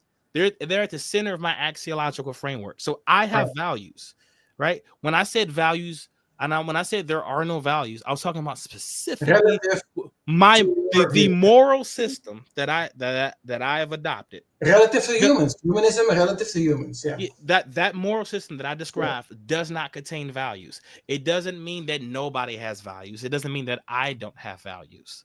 Right? So I value well-being. So there are my oughts. That's why you ought not to do those things to children. There's only a subjective ought if you want to be in accord with your beliefs. All oughts are subjective. Well, not on our view, which is directly fleshing out the intuition that some things are objectively. What's an objective ought? An objective ought is where it's not relative to people's opinions, like these facts that are not relative to what you want to be true or create to be true. It's just like 2 plus 2 is 4. The law of non-contradiction. That's an is. That's an is. That's not an ought. There's nothing that says 2 plus 2 ought to be 4. It is 4. Right. So you're not describing an ought. You're describing an is. What's an objective ought? You can't do that. There's no such thing. No. That is incoherent. There are no objective oughts. Oughts are by definition subjective. I'm not sure based on values. I'm not sure if that's the case, because some Christian philosophers would say the objective ought is what grounded in God's. So the duty is grounded in God's commands, which flow from His nature, which is a fixed, unchanging frame of reference, and the ontology of and paradigm of goodness to begin with. That's just God's opinion. No. He has a God. You value something. That's a blunder again, because okay, so the symmetry breaker is that your opinion is contingent and can change from time and culture on humanism or relativism. It doesn't have to change. Please, I'm going super quick. So on Christianity, like God's nature is fixed, unchangeable, and transcendent. So you have a frame of reference that is not contingent, right? Including the commands that flow from His nature. But even if you were to say, well, I'm not sure. Even if we were to say, I'm not sure how to ground a categorical imperative. Can I interrupt here, because we're gonna have to go way back, because I already disagree from the very beginning. Because okay, the fact. How long are we going? Even if it was true that God's opinion never changed, it wouldn't make it objective. My favorite color is red. It has always been the case. I've never had another favorite color. I probably never will have another favorite color. That doesn't make it objective. The symmetry breaker there is that it is okay, that's sneaky move. So it is a fact of the matter. It's objectively true that Tribulet's favorite color is red at this time and this moment, right? That is objectively true. But yes. There's no fact of the matter that red is the superior color. And you can adjudicate towards somebody who disagrees. Right. Okay, so when we're talking about my favorite color, the whether it is fixed or transient, it doesn't matter. Maybe red will always be my favorite color. Maybe my favorite color changes every day. It has no bearing on whether it's subjective. It is very. I think it's very. That is. No, if it's contingent upon the mind. It is relative to your position and feelings or your perception or value judgment. And that makes it. It is by definition subjective and subjective. So that's a mistake. Yeah, that's the point, and that's the point I was making. And so when God values something, His glory or whatever, it is also subjective. Nope, because the symmetry breaker again is that even if I were to grant that God has beliefs and desires in the same way that we have, and He's an agent. That's a whole can of worms, but I'm going to grant that, right? God is definitely an agent. Okay, so these flow from His nature, so His commands and beliefs and His whole. How can I say this in English? His whole teleological and intentionality is based on and flows from his nature, which is unchanging and fixed, unlike your frame of reference. Whether it's unchanging, it doesn't matter. What matters is if it's mind dependent. That's the distinction between subjective and objective. No, so it is, and also no, I could base things. So if I say that, hold on, you cut out. Say it again. Okay, if I said the color blue, if I said you're cutting out a little bit. Yeah. I'm not sure what happened. It was a little glitch. But if I said the color blue violated my nature, what does that even mean? I don't know. Whatever it means for God. I'm just trying to mirror your argument. Whatever it means for God, that's what it means for you. The blue violates my nature. Okay, is it now objective? It is objectively. Is it objectively immoral? Look, I don't even know what that means, but it could be objectively. Whatever it means for God, just mirror it. Just take the thing from God and put it onto me. You're talking about God's nature. Now I'm talking about my nature. Your nature is contingent, and God's nature is like a Platonic form, fixed, transcendent, and unchanging. Well, okay, whether something's contingent doesn't mean make it subjective or objective. So there's a lot of this. This is key here. Otherwise, we're going to keep going. So, on instrumental normativity, it doesn't matter where you can say. So, even though this frame of reference is contingent, like we created chess, and the laws of biology could have evolved different, right? But given the fact that we created chess, or these are the natural facts, there's an objective frame of reference of what is conducive to flourishing, or an objective frame of reference or what is a good or bad move in chess. So even though the frame of reference is contingent, there's an objective frame of reference on what to adjudicate, right? Yeah, sure, but what I'm saying is that whether something is contingent or not contingent has no bearing on whether it's objective. Like most of the facts of reality that we observe that are objectively true are contingent. Scientific facts are. They do not care about feelings or propositional attitudes. They're just they are the fact of the matter, regardless if we believe them or not. Right. Or whether they're contingent. Well, so that's only the case, right? If on hypothetical normativity, I think when you want to be in a line with X, and it's an objective frame of reference outside of effect of the matter, independent of human opinion, right? That's fair, but then you are. We've kind of. I say we've kind of gone down the rabbit hole. Oh my God. Yeah. So the point that I was trying to make was just there was some incoherency in your position when you say that God decrees all. And because if we say that God decrees all and then also admit that there are things that exist that go contrary to God's nature, that would mean that God decreed them. That means God decrees that which goes contrary to his nature. Yeah, so he allows for the state. So now the question is, it's not a problem, by the way, but okay. You said that's not a problem? Yeah, it's not a problem. Why? So that God can decree that which goes against his own nature? Yeah. So God can rape children then? No, because he can do things that, so he's not limited by his nature anymore. We just agree with that. God can decree something whether it goes contrary to his nature or not. So now God doesn't even have to command it. He could do it himself because it doesn't matter that it goes contrary to his nature. So, God is not limited by his nature anymore. No. So that's how logic works, David. So on the Christian view, there's like a clear distinction between God actively sinning or tempting to sin. God sinning himself or tempting to sin, which he, according to James, cannot do. So people are tempted by their own nature, which is compatible with. Oh, this is bad. David, this is the thing that keeps going back. David, this is because if you go, God does not sin himself. David, let's go. Is God constrained by his own nature? Yes or no? On aseity. Well, actually, no. That will No, still retain he's aseity. not. So he can do things even if it goes contrary to his own nature. No. What are you You saying? just said yes. Come on. Okay. You got to make up your mind, David. Okay. You're doing Hold the on, same no. thing Kyle did. So maybe I misunderstood you. So Yes.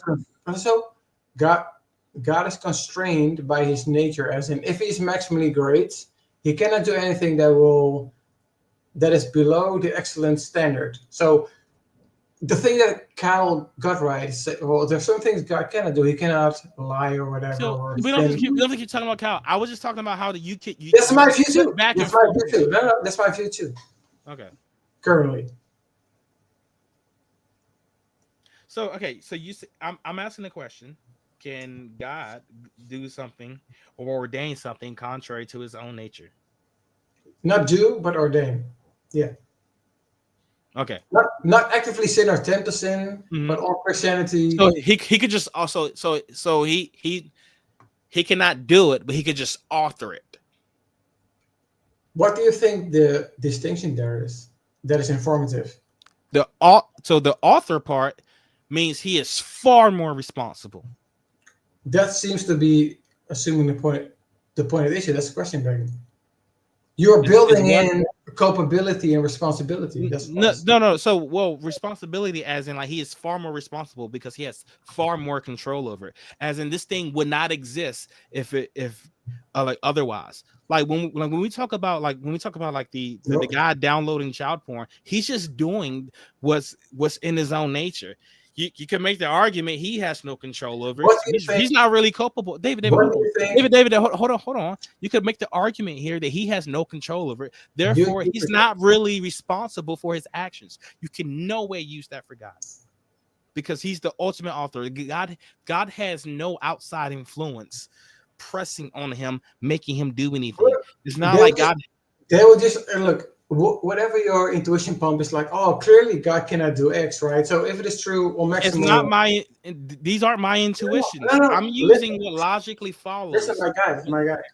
If maximal greatness, which most Christians adhere to, is true, then whatever God condones or wants or desires is by definition morally perfect, right? If you're saying, well, my intuition pump is he surely couldn't do X, well, sure. Like if this is immoral, he could do X.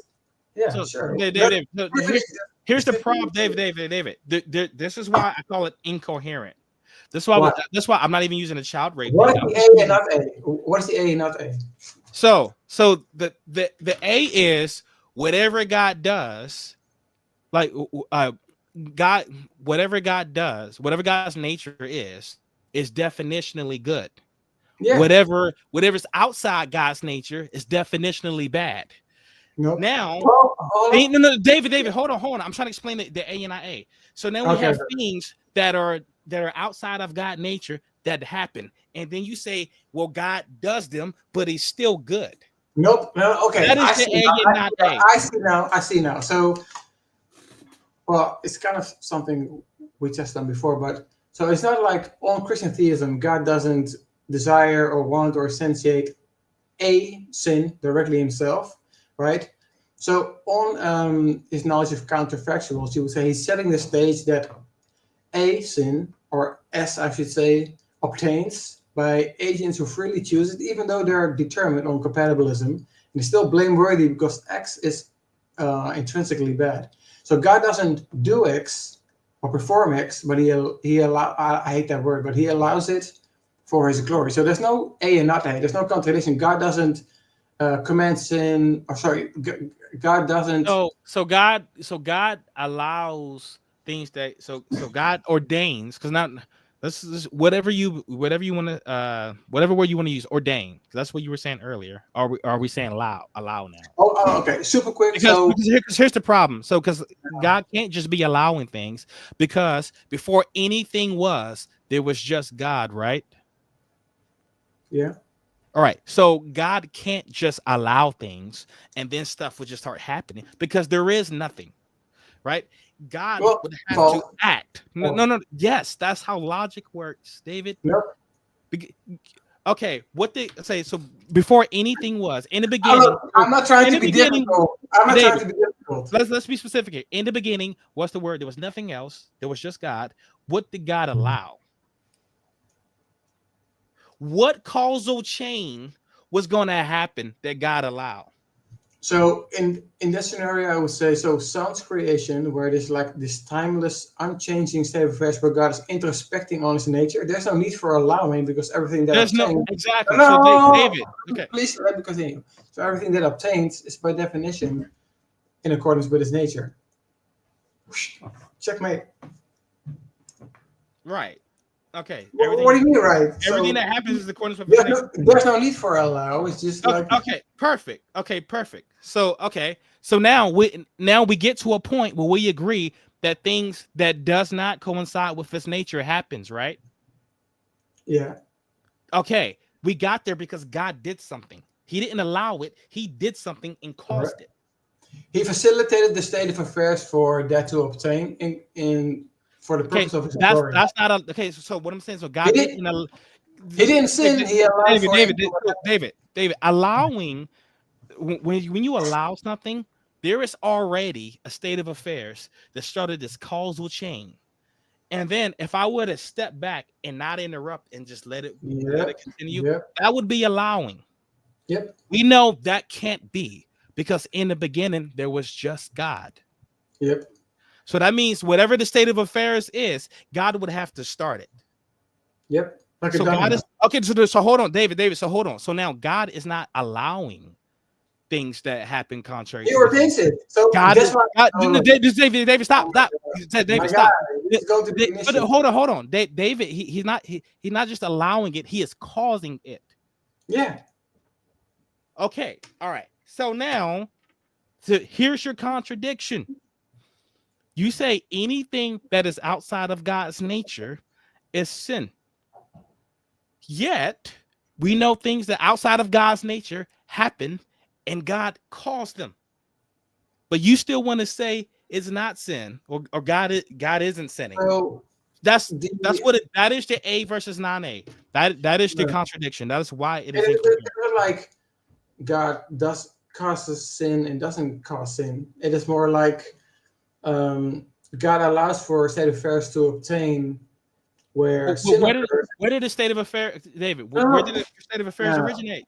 It is not like God sins and doesn't sin, or he so it isn't like God sins and doesn't sin. It's like God allows for state of affairs where sin obtains. I'm not saying God doesn't sin, it doesn't sin. I'm saying the way you're defining it, you're saying anything that God does is definitionally good, but we just and you also agree that God ordained everything. And by the way, you and also by if you agree that God was the first cause of everything, you have to say that he caused everything.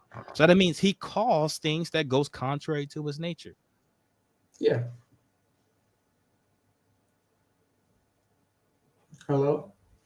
You're like cutting out for me. I cut out. So if I call something that goes contrary to God's nature, if I call something that goes contrary to God's nature, am I sinning? If you're the agent that acts in accordance with your yes, David, yes or no? Yes. The answer is yes. Duh. If the past 10 minutes didn't happen, it's very sneaky because there's like very nuanced. So on compatibilism, there's like you don't want to say, David. The answer is obviously yes. You don't want to say yes because of the contradiction that is coming. So if I cause something that goes contrary to God's nature, am I sinning? You as an agent, yes, you are. Okay, so if God, what do you mean by God? What do you mean by God? When something happens that goes contrary to God, let's say kidnapping a child, that goes contrary to God's nature, right? What do you think? Okay, so I'm not trying to be. But David. Yes, we went over this. So on compatibilism, it can be determined, and you're still blameworthy as long as you act. David, based on your own nature. You were asking. Hold on 1 second. That's fine. Let me put the food in the fridge that my neighbor Okay. brought. I'll be right back. Okay. Let's get ready to wrap it up soon. My daughter's knocking on the door.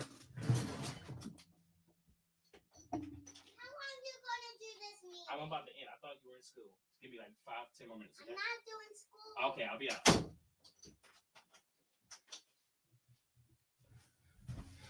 All right, guys, we're getting ready to wrap it up soon. But I hope y'all can see the contradictions here, right? Because we're in a position now where he has to accept that God caused sin. So now he's asking, what does it mean to cause something? That it's like when we start getting into the weeds about how we define words now, like something as simple as the word cause, like to me that shows like some weakness in the argument. But yeah, we'll be getting ready to wrap up soon. But the next guest we'll be having on the show is going to be Wes, not Wesley Curry, the other Wes. We'll be talking about morality again, actually.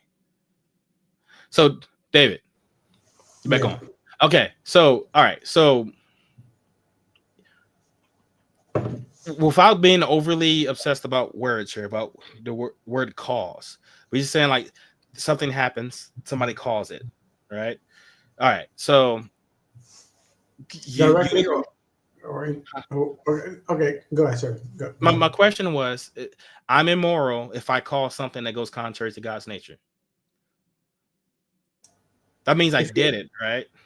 If you perform actions that go after deliberation that go, if I cause it, if you perform an action that is sinful or wicked, if I cause it.